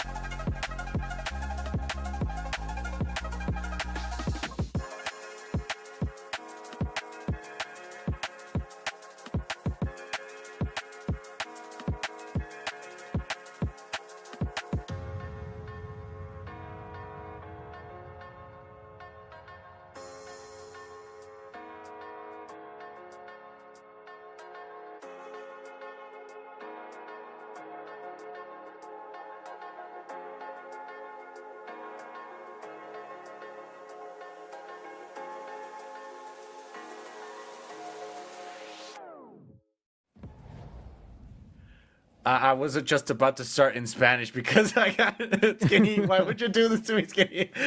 Anyways, thank you guys very much. We had a brief moment of a break. It seems like one of these players just had to do something really quick at the door. But speaking of being at the door, we're knocking on what could be either a 1-1 within both of these teams tying up if MIBR is able to clutch up this map, or it could be the door to leave the tournament if Patinzo Ferrari does get this and make it happen. Patinzo Ferrari starting off on the T side. Seems like they want to tackle the side that they've been a little bit weaker on. Of course, they're going to try to make it happen at all costs. Obviously, gets the double kill almost immediately. But then Katsumurets immediately retaliates. Oh, Poppins all the way from downtown. And that is definitely one hell of a showstopper right there. Danny and Poppins all going all in. And then just a tuple. Yeah, just all right there with Impalas. You do not expect that to happen so eagerly right there. Katsumurets was able to get two, but in the end, he is cut down as well. These girls have been playing super well starting off on the CT side, but you know, sometimes that does spell a little bit of danger because we saw them gain that advantage early on, and the exact same thing happened previously too, that Patinza Ferrari went for the buy and it did not work out for them. Now let's see if that has something of a difference right here, because it is Mirage. It's a completely different map. No more tight corners. We got a little bit more of a mid-range distant battle right here. But I mean, still, going in with the force buys within these early on instances, sometimes it's not the best, especially if you got Goddess hitting those headshots and you know what? Pray anywhere you want, man. I'm not going to listen. And you were talking about it perhaps not as close quarters as other situations. However, those Tech 9s are still popping heads as Katsumurets and Pettis are able to make this an absolutely even situation, but one too many shots missed right there, and it's gonna get punished by Younger. So Katsumurets out of the picture, and Pettis, well, almost out of it too, as he is pretty much on death's door. However, he did have bomb control, of course. That is gonna allow him put things onto motion, at the very least rack a couple more credits for his cause. Sure, his forces are in dire need of, you know, a couple extra bucks, so at the very least that is what Pettis should be providing them with this bomb plant. And you talked about it once again, they decide to go for the buy. And yeah, perhaps not as expensive as it once was, but now it is a bit of a compromising situation. Though the bomb definitely does change things a bit. It is, however, on 2 HP. But oh my god, they're getting rid of Gabby. That was the fastest frag I've ever seen. And also on to Younger. Look at that trigger go.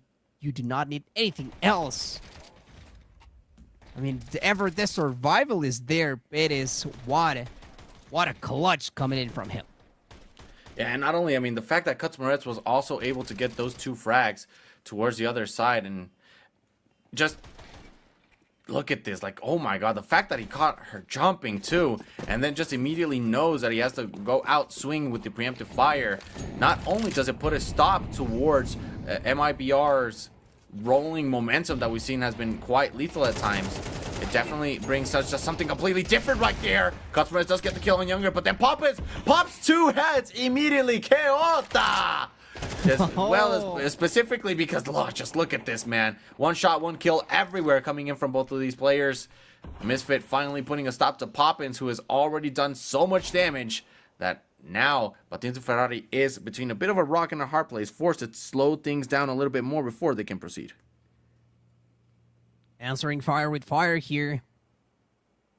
You buy in a disadvantage, we buy in a disadvantage, say MIBRFE. And that they do get away with it. As those Deagles are definitely popping heads. And even if the numbers are even, of course, Patini Ferrari do have a free entryway towards a bit of a mirrored situation in comparison to what we had last time around. MIBR, they seem to be finally on the move. It is going to be a tough approach, though, because you do not have as many close quarters angles in which you can take advantage of those pistols. Of course, you do have the Deagle still in the hands of Gabby, which can do a ton of damage. Goddess gonna be the first scout in. And Premium immediately gonna delete all of her chances to start pushing. The push from Ticket thus make the presence of the rest of MIBRFE be known. And of course, that gets them punished as Patini Ferrari, they an easier clip with theirs already dwindled away. So, I mean, we talked about how MIBRFE, they feel a bit better on the offensive. The defense is not looking too bad, I have to say. But Patini Ferrari, I mean, if they start feeling confident, I think, well, this may be Jober. Of course, still it is fairly early to call it like that. We'll see if there is even an answer, as of course MIBRFE are gonna continue falling to the ground, as it is a dire position that they have found themselves in. Only pistols this time around, and it was a fast cleanup. Tons of damage being delivered towards the cause of Patini Ferrari, because they do lose Perez, and I believe Premium does end up catching quite a few bullets. But in the end, it is not, anything that overcome with just a couple of extra bullets if you're Patini Ferrari. So finally, a rapid fire here for the CT forces. Let's see what they can do with that. See how that evolves at this point, because I mean, you know for a fact that now that we have that firepower, it's going to spell a completely different story. MIBR, they did win that first round, but now it's up to the offensive that Patini Ferrari has. It seems like they're going all out with it. Nobody covering up for the window right there, but you gotta make sure you check all the way from these arches. Misfit does get 1, Misfit gets 2. Able to claim the advantage for his team, but they do not know that Danny is lurking around the corner right there within the kitchen. Ooh, just goes out right there. Perfect shot. Oh, but you gotta get out of that fire. You're gonna die like off them. Oh, unfortunate for Danny. Just singed right there, burned to a crisp, and got us able to move out right there. Oh, she actually pops it. Oh no, towards her left. Towards the right. She does not see it, and just in the nick of time, Misfit able to get that quadra kill. My man carried the team on his back right there and says, you know what? I still got one more left in me. Oh, man, that was a bit unfortunate. Timing working out perfectly in the favor of Patini Ferrari. And, of course, don't get it twisted. Misfit has been showing that he has that clutch factor within him.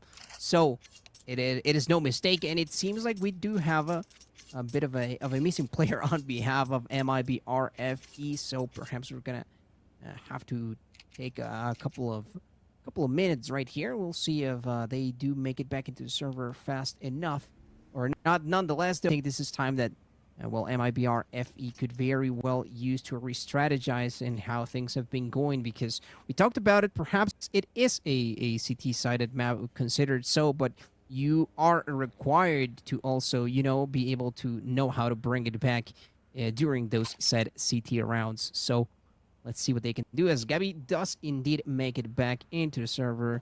No problem whatsoever there. The problems, though, are in a different form, and they are in 5 AKs reflected on the other side of the field. Oh, yeah. Which, of course, in the Ferrari, you already know they have mean plans for those. You know the vibes is what you were trying to say, right? Yeah, you know the vibes right here. Yeah, I mean, with the Up overwhelming around, you know the firepower. vibes. Oh, man. You know that just with those AK-47s, it can be so oppressive to fight against them at times, right? Because you know that towards the other side, they're not going to try to go too much for like a substantial buy. If anything, it'll probably just be Kevlar and either a Deagle or maybe a P50, something like that within that side. But I mean, there's really nothing much left for them to do other than just wait for the moment. Yes, let's go ahead and try to get that crown is what they're trying to say right there. Oh, I just love the sprays, bro. I just love the sprays that sometimes can be portrayed right here. Let's see if this ends up working out within the favor of MIBR, because it seems like the approach is going to be straight up from... No, how do you do it like that, Danny? Please teach me how to go in and get those flicks just immediately. What a shot that we just saw right there. That was impressive for sure. Oh, take a look at that Keota once again.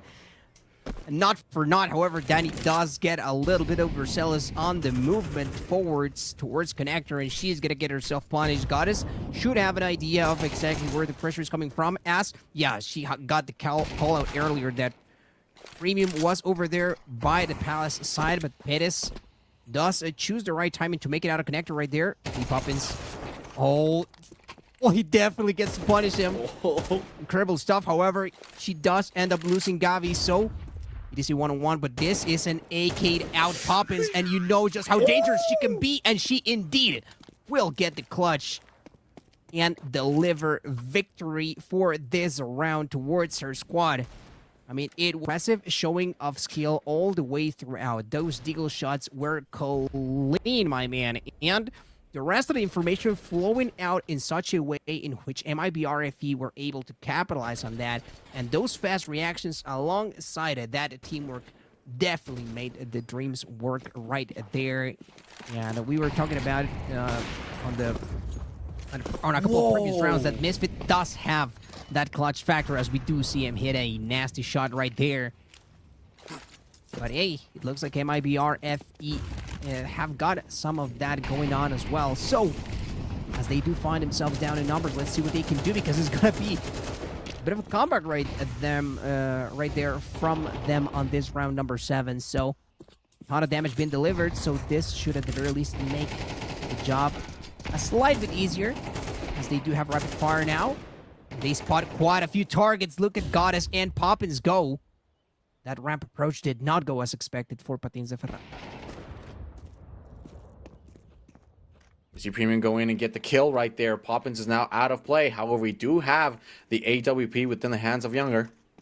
Let's see if we can make something happen right here. We do have just the separation between the two teammates, right? We got Gabi and Younger, all both covering from a different angle. 45 seconds left on the clock. You got to decide where you're going to approach. Is it going to be this site A, or are you going to maybe try to wing it towards the B site, something like that? Seems like the approach is going to be here. It is very well guarded, though. I don't know much about this angle. Oh my god, I thought for a second that it was going to be the dual one right there from Younger, but it doesn't seem to work out right there. AG is going to fight very, very close to home. Essentially takes out Misfit for his life. Not going to be working out too much right there. Yeah, just barely able to get the headshot. Great stuff. but says, you know what, I got a little bit of a high ground too. Simply steps back, knows that Gabby has to be the one to commit towards getting the bomb, has to cross right through there, and the moment that she does, she is taken out immediately. Great stuff and great planning right there by Premium, knowing that the bomb plant essentially guarantees that Gabby, if she wants to try to win the round, either has to go for two fronts, try to get towards the bomb in order to secure a duel from there, which will make it a lot easier for her to be able to defuse, or take him out first. And since the information was not given to her where the last player was, Premium was able to use that to his advantage. The lack of information gave him so much information that ended up winning him the round, Roy. That's the beauty of Counter-Strike. Dude, I mean, Premium just forcing the hand from Gabby right there, who was playing absolutely out of her mind too, by the way. I mean, the navigation on the frag that she got onto Misfit, it was something else for sure. But we did see the precision coming out of Patins of Ferrari definitely make them be ahead. And once again, it's going to give them a chance to continue to bring the pain towards MIBR FE as this approach through the apartments. It's looking to be very successful as Premium does catch a couple of bullets, but instead ends up dishing out quite a bit. And Cuts Bennett's getting a little disrespectful right there. Went for the Achilles heel and then went for the headshot. Yeah, exactly. I mean, you gotta let him know sometimes, he says, but do you even need that at that point? I mean, it was a guaranteed round pretty much. Cuts Bennett's playing with position, playing with the precision of a man that knows that his team is ahead by quite a bit, and perhaps a bit of more mental damage that is being attempted. You know, always you have to be onto the mental games. So let's see what Patins and Ferrari can continue to bring right here. Because, well, we know exactly what MIBRFE need to bring out, and that is some of that fire that we saw from them earlier. Yeah, that was the fire that we saw burning within them within that first map is definitely something that needs to come back right here. And we haven't actually seen a lot of plays being made towards the B site coming in from Patins of Ferrari. It's mostly been A. It seems like they feel very comfortable within this area specifically. So I do think that our change within the positioning is long overdue.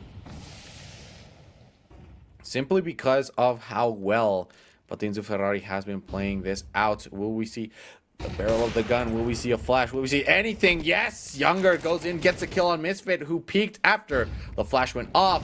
And now the thing is, do they expect Goddess to be there once more? Yes! Seems like she's very ready to see that anybody tries to come in right there, make their way towards Sandwich. Not going to work at all. Poppins very ready to see if there's anybody coming in from the underpass, but Rekt is able to scrape by with his life and the Galil against Poppins. Even though she's been very deadly, man. The fact that Rekt is now forced to retreat, I think maybe, just maybe, they try to make their way towards the B site, but it seems like, oh, I'm barely noticing they actually have the double AWP strat right here, locked and loaded. Speaking of which, Bettis goes down, and Gabby says, you want another one? Come and get me. It seems like, well, the rest of Patins and Ferrari now are not going to get to go off for those plays to try and show off.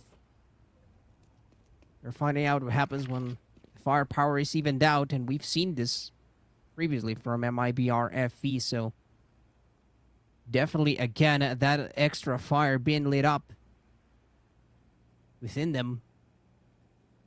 Not yet a guarantee of a round, but it is, well, at this point, I was about to say, it is only couple of seconds left before that is the case, and so absolutely it is beautifully done by the MIBRFE squad. But of course, you're still pretty much comfortable if you are Patins of Ferrari. Will have that at the very least even out situation guaranteed for themselves. That is the worst possible thing that can happen at this point, and you're not feeling too bad if you take 6 rounds as a T here on Mirage. So I think this is still a pretty spot for Patins. However, MIBRFE do have a chance to continue to strike here, especially now that they have kind of reestablished themselves or are in the path of doing so, I might add. Oh. Ooh, tries to get the angle. Poppin's missing. Not something that we are used to seeing, Oh. but immediately she makes up for it. Onside bullets, though, has to pull out the USP and the push from Cosmetics. Oh, what a timing right there. However, catches Poppin on that ring around the rosy type of play. Even though, of course, there's still a couple of CTs that they're gonna have to deal with. Patini and Ferrari, though, continue on to, at the very least, buy themselves some sort of a chance to try and push up. Nobody else around this parts, he says. And Gabi gets called out. Oh, that is massive. Younger, though. He's forcing out a trade. Misfit decides to get aggressive. Look at this. Could cause a lot of damage, but that's why you play for the coverage. But Misfit gets the double. Oh, my goodness gracious. Again and again, we've seen this man pop off. Continues to do so. I said 6 is good enough, but Misfit, he says, nah, man, I am trying.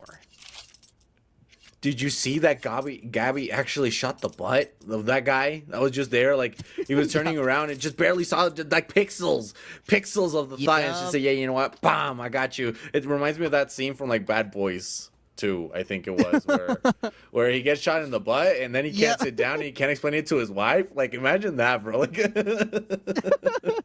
I don't want to explain that to my wife. I wouldn't like to explain that either. Like, oh, hey, honey, I'm home. No, I can't sit down. I have hemorrhoids. And it's just like with the most serious face ever. That seems pretty plausible, actually. You know? No. I really like. No I really like what bullets we're around seeing here. Shooting blanks, man. Shooting blanks. Okay, I see you. Dio knows the vibes. Dio knows the vibes, that's all I'm gonna say. No risk around here. Anyways, let's go ahead and head straight into. Goodness gracious, Poppins! Really, these girls have to stop it at this point because they play so well with those deagles. I think that's something that just overall Brazil has on deck, man. I have completely on deck right there because every single time we've seen a deagle happen within hands of any of these players, man, any of the players, especially coming in from MIBR. Holy moly, just complete obliteration.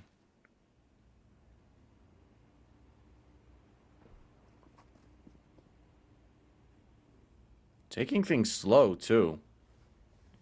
Which is very, very good.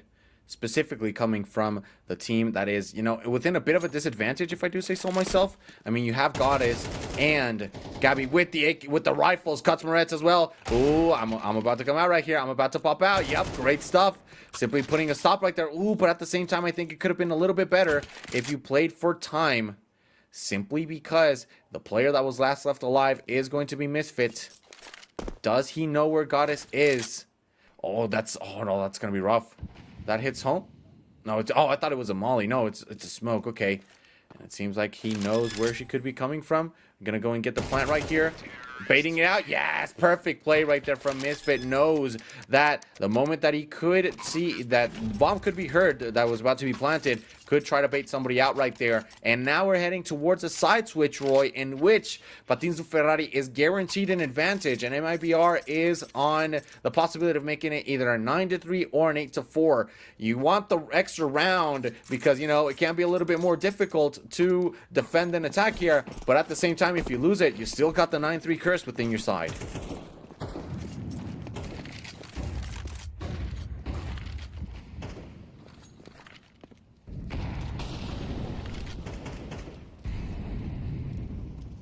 I can hear you.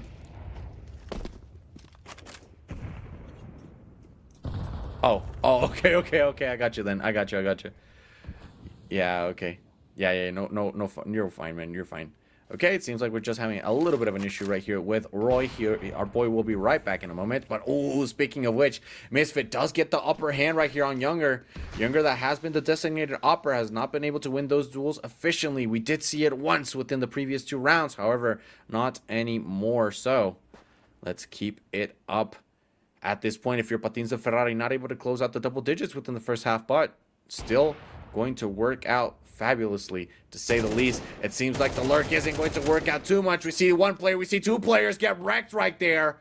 Oh no, wrecked immediately puts a dent between what can happen, and then Misfit gets a headshot on Poppins, not even needed at that point, and it's going to be Gabby, the last player left alive. Oh, and she's playing just a little bit of game of Tango. Unfortunately, La Samba isn't going to work out because every single one of these players knows it well.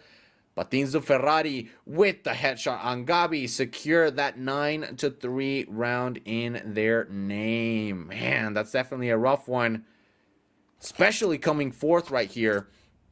That you know that Patins de Ferrari generally play the CT side a lot better within this map than what is expected coming in from this team, specifically within their stats, right? You know, for a fact, you know, numbers don't really define much, but sometimes facts do not care about your feelings, and if you're feeling yourself within this map, that is something that can be taken into consideration. Roy, you let me know, my man, if you're whenever you're back.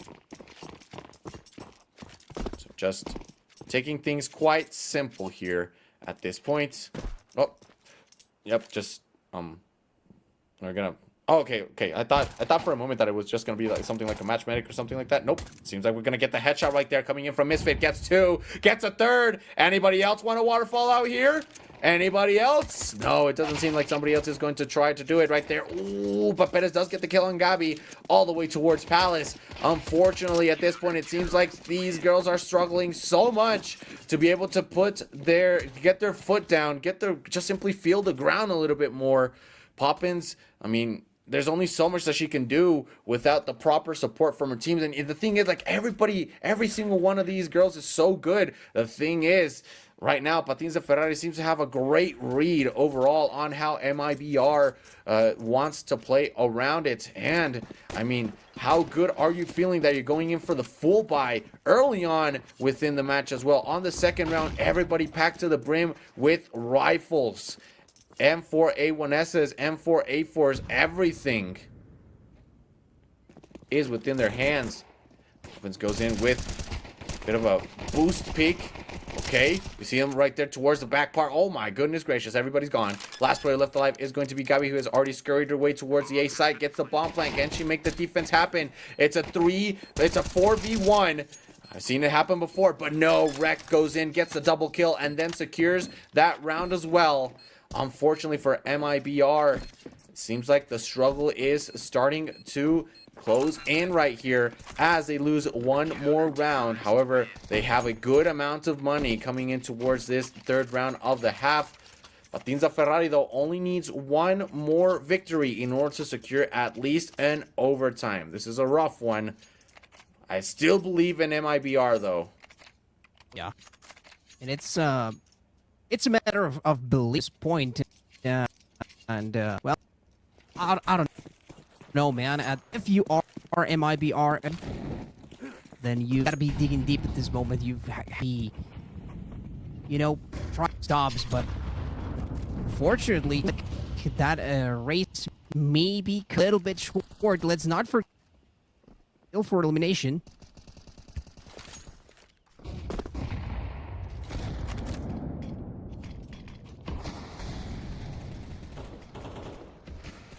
Definitely rough, to say the least, at this point.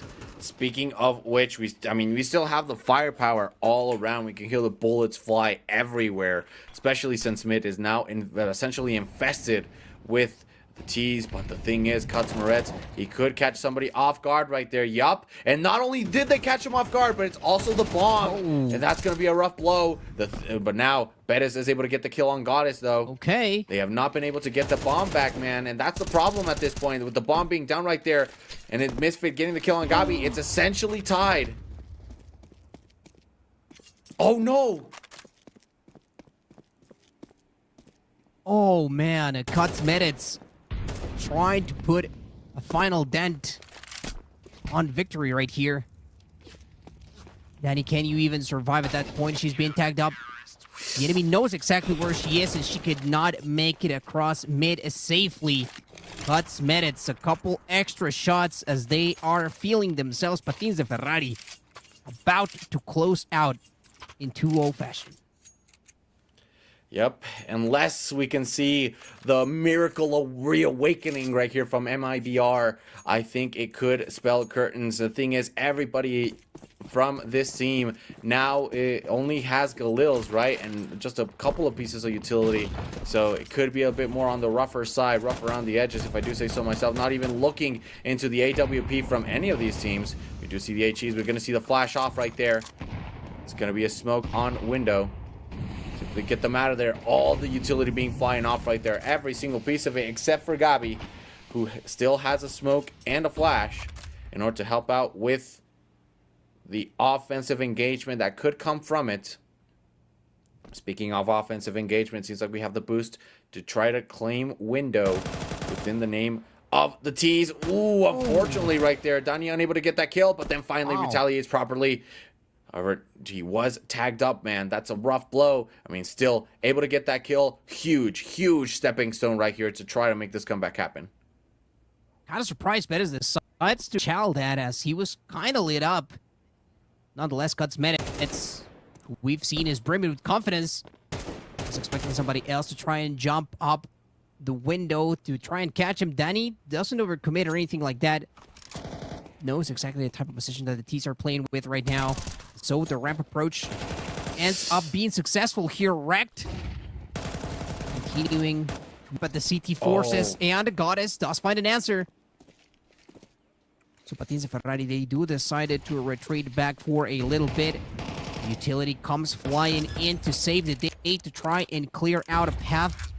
The question is, do Patins and Ferrari decide to even try and make a push, or do they try and catch any stragglers out here? Which, of course, I don't think MIBRFE have any intention of giving this one away for free. Misfit and Wrecked. I mean, they are happy to keep this AK and that M4 on their hands and just tail it to the other side. After all, they are only one round away from closing this whole ordeal, but at the very least for this round, MIBRFE, they do stay alive. Ooh, I don't know if that's far away enough for you to not be able to... Yeah.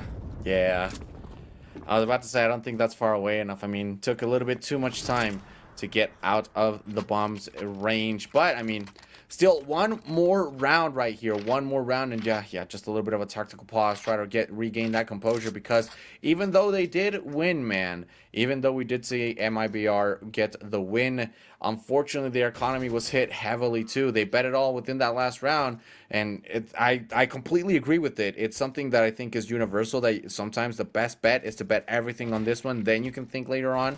The thing is, sometimes you get the win right there, and you're not able to scavenge the best to your ability, and economy doesn't favor you, right? So whenever that happens, you're left with, a bit of a rock and a hard place, because you can't really continue to save up for the next round, right? Unless you feel extremely comfortable, you either have to have a very, very good round in order for you to not have to buy much off of it, or you have to commit to whatever it is you have. In this case, we have AK-47s and Galils coming in from MIBR, so it's not that bad, not gonna lie. Looking pretty good, to say the least. But I mean, True. Misfit and Cuts Moretz, if I recall correctly, were the players that saved up towards the end, so still claiming those weapons, of course, is going to offset the firepower slightly from what MIBR has within their hands, right? So just keeping things simple right here, I think, could be the best tactic. Keeping it simple. I mean, it's only a matter of tapping it in, really. So can you do that under the pressure of the situation? Not that the Ferrari are feeling unconfident or anything like that, after all. There's a reason why they hold this massive lead right now. Tons of movement coming in from the T's towards mid. That connector approach seems like Rect is going to have his hands full of the terrorist forces in just a few seconds. Hopefully, of course, he's not alone. That entrance is being heavily watched from both ends. Ooh. Misfit, though, is going to not find his challenge right there. Younger and Poppins do the job for an entrance. Pettis does manage to chip away at them. Incredible reactions from Poppins. Again, having to do heads-up plays to keep the squad alive here. But it was a team effort to say the least. And that is one approach that cuts Medits. It's not going to be making forwards. He's not going to be coming out alive with that one, and neither is Perez. The cleanup is absolute, and MIBRFE. Well, they continue to stay alive. The streak needs to be on like this for forever, pretty much, if they even want to reach OT. But hey, do you believe in miracles? I do. I definitely believe. I think that one more round, and I call me a believer. Yeah, definitely one more, and I think that could be it. And it could be this one, right? Could be this one, especially since we got Patins of Ferrari with the eco, the entire eco right here. So could work out within their favor at this point. I really like what we're about to experience right here. We see the flash. Is there anybody that maybe they can catch off guard? Yes, it's going to be Perez, the one taken down, and then just try to spam right through the smoke. However, just simply staying behind right there within cart. See the flash once again, turns around properly, and then the headshot, ooh, from Premium. Okay, he's going to claim not only a good amount of utility, well, at least some utility, but the most important part, which is the M4A1S, within the hands of MIBR, says, you know what, get that smoke. Use it for a rainy day, maybe later on. It's still quite good of an outcome, because I mean, you essentially traded a player for a M4A1S in a round where you had absolutely nothing. So true. Still like, good overall outcome, if you ask me. Yeah, no, of course. I mean, Patins of Ferrari focusing on what's most important for them, right? Which is a chance to close things up. Oh, missed it. Gonna find, I was gonna say a couple more. He was never surviving that, but at the very least, a couple of frags would have gone huge for them. Wrecked is still getting rid of Goddess. And that is a ton of damage. I mean, quite a bit that they were able to make. But this is Ferrari focusing on the frags and the money for the most part. The W, it was never in their minds for that round because they have the bigger picture. The bigger picture into consideration, which is closing things out right here and now. With them finally getting that fighting chance. And of course, full M4s to their side. This is going to be all AK decked out MIBRFE. You have to make this happen, and Gabi does.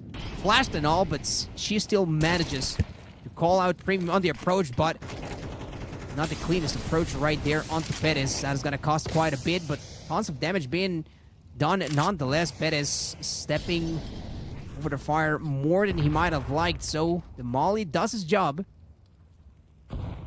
This is about as even as you could ask for, but still, it is MIBRFE, the ones that have to make a push for it.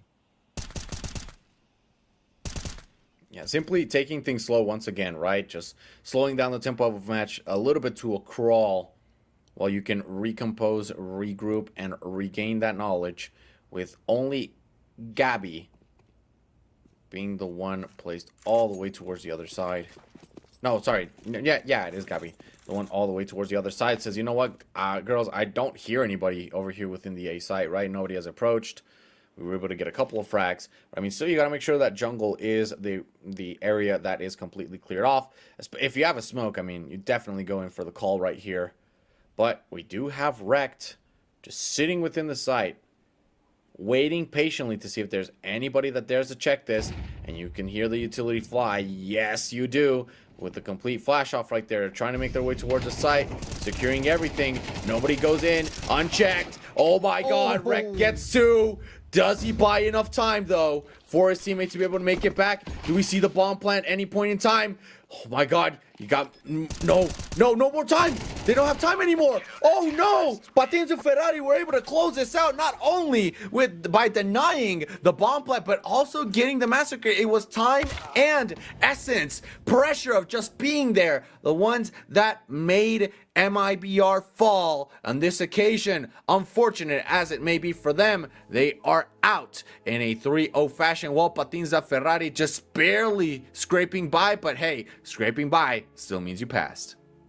Man, oh man, it definitely got tense as we didn't know if the rotation was going to be hit, but nonetheless, it was. And so I mean, beautiful display of confidence at the very end, Yes. coming in from the side of Patins, knowing exactly what they had to do. I mean, we could see the confidence all the way throughout, right? Like, they, ever since they got that first map, I think that they never looked back. They just felt so good about their strats on Mirage that perhaps for them it was never into question. However, we did see a very valiant effort coming in from Oh, MIB yeah. RFE. Unfortunately, it was not enough this time, and well, they are gonna be eliminated from the tournament with a 1-3 record right now. Whereas, you know, Patins, the Ferrari, they still have a fighting chance right here as they do reach a 2-2 record, which means one more W, and they could be saying hello to those playoffs. Yeah, tomorrow we're going to have a very, very healthy amount of matches as well. You got Solid against Bounty Hunters, Adal y Amigos. Oh, that's nice. I like that. Adal y Cool Amigos 2.0. Cool That's nice. Against Bad News Chickens. And then you got Shinden against Game Hunters. So this is, I find it to be quite amusing and amazing, to say at least, that Game Hunters, one of the teams that within the previous series, Roy, was basically planted to make their way through. I wouldn't say like easily, but definitely with a bit of a more fast-paced track, is now on the losing side of things. If they lose against Shinden, they're gone, they're out. Team that had already classified previously towards the playoffs is on the verge of not passing. True, but I mean, look, Shinden has been on a tear, so perhaps we could see something you know, interesting happening around those parts. We already have a couple of teams eliminated in MIB RFE, as we just saw Dusty Roots, Atrix, and 2070, which, you know, they are out of the competition, but also quite a few teams have already reached that point of qualification, such as Tropa, Echolos Laser, and Players, of course. And there are still plenty of teams alive and kicking, much like Patins de Ferrari, who are going to be fighting for that chance to make it to the next stage, actually during their very next match. So they better be ready for that one. And well, if this series was anything for them, it definitely was at the very least a good bit of experience of what's to come. Because I mean, this matches, it ain't gonna get easier. Yeah, definitely not. And of course, these matches will continue to come for, but today we are out of the question because that was the last one for us at the moment. Since tonight's tomorrow, where will we be having the 3 matches that we mentioned, as well as us on, if I recall correctly, it is us on the last match too, right, Roy? I don't know if it's with you or maybe I think too. maybe not me precisely, but nonetheless, the action is gonna be there. So guys, fret not, as there is still plenty more CS action for you to enjoy. However, tomorrow we're gonna have to take a rest, so we're gonna say goodbye and close it out. But we'll be seeing you pretty soon. So take care and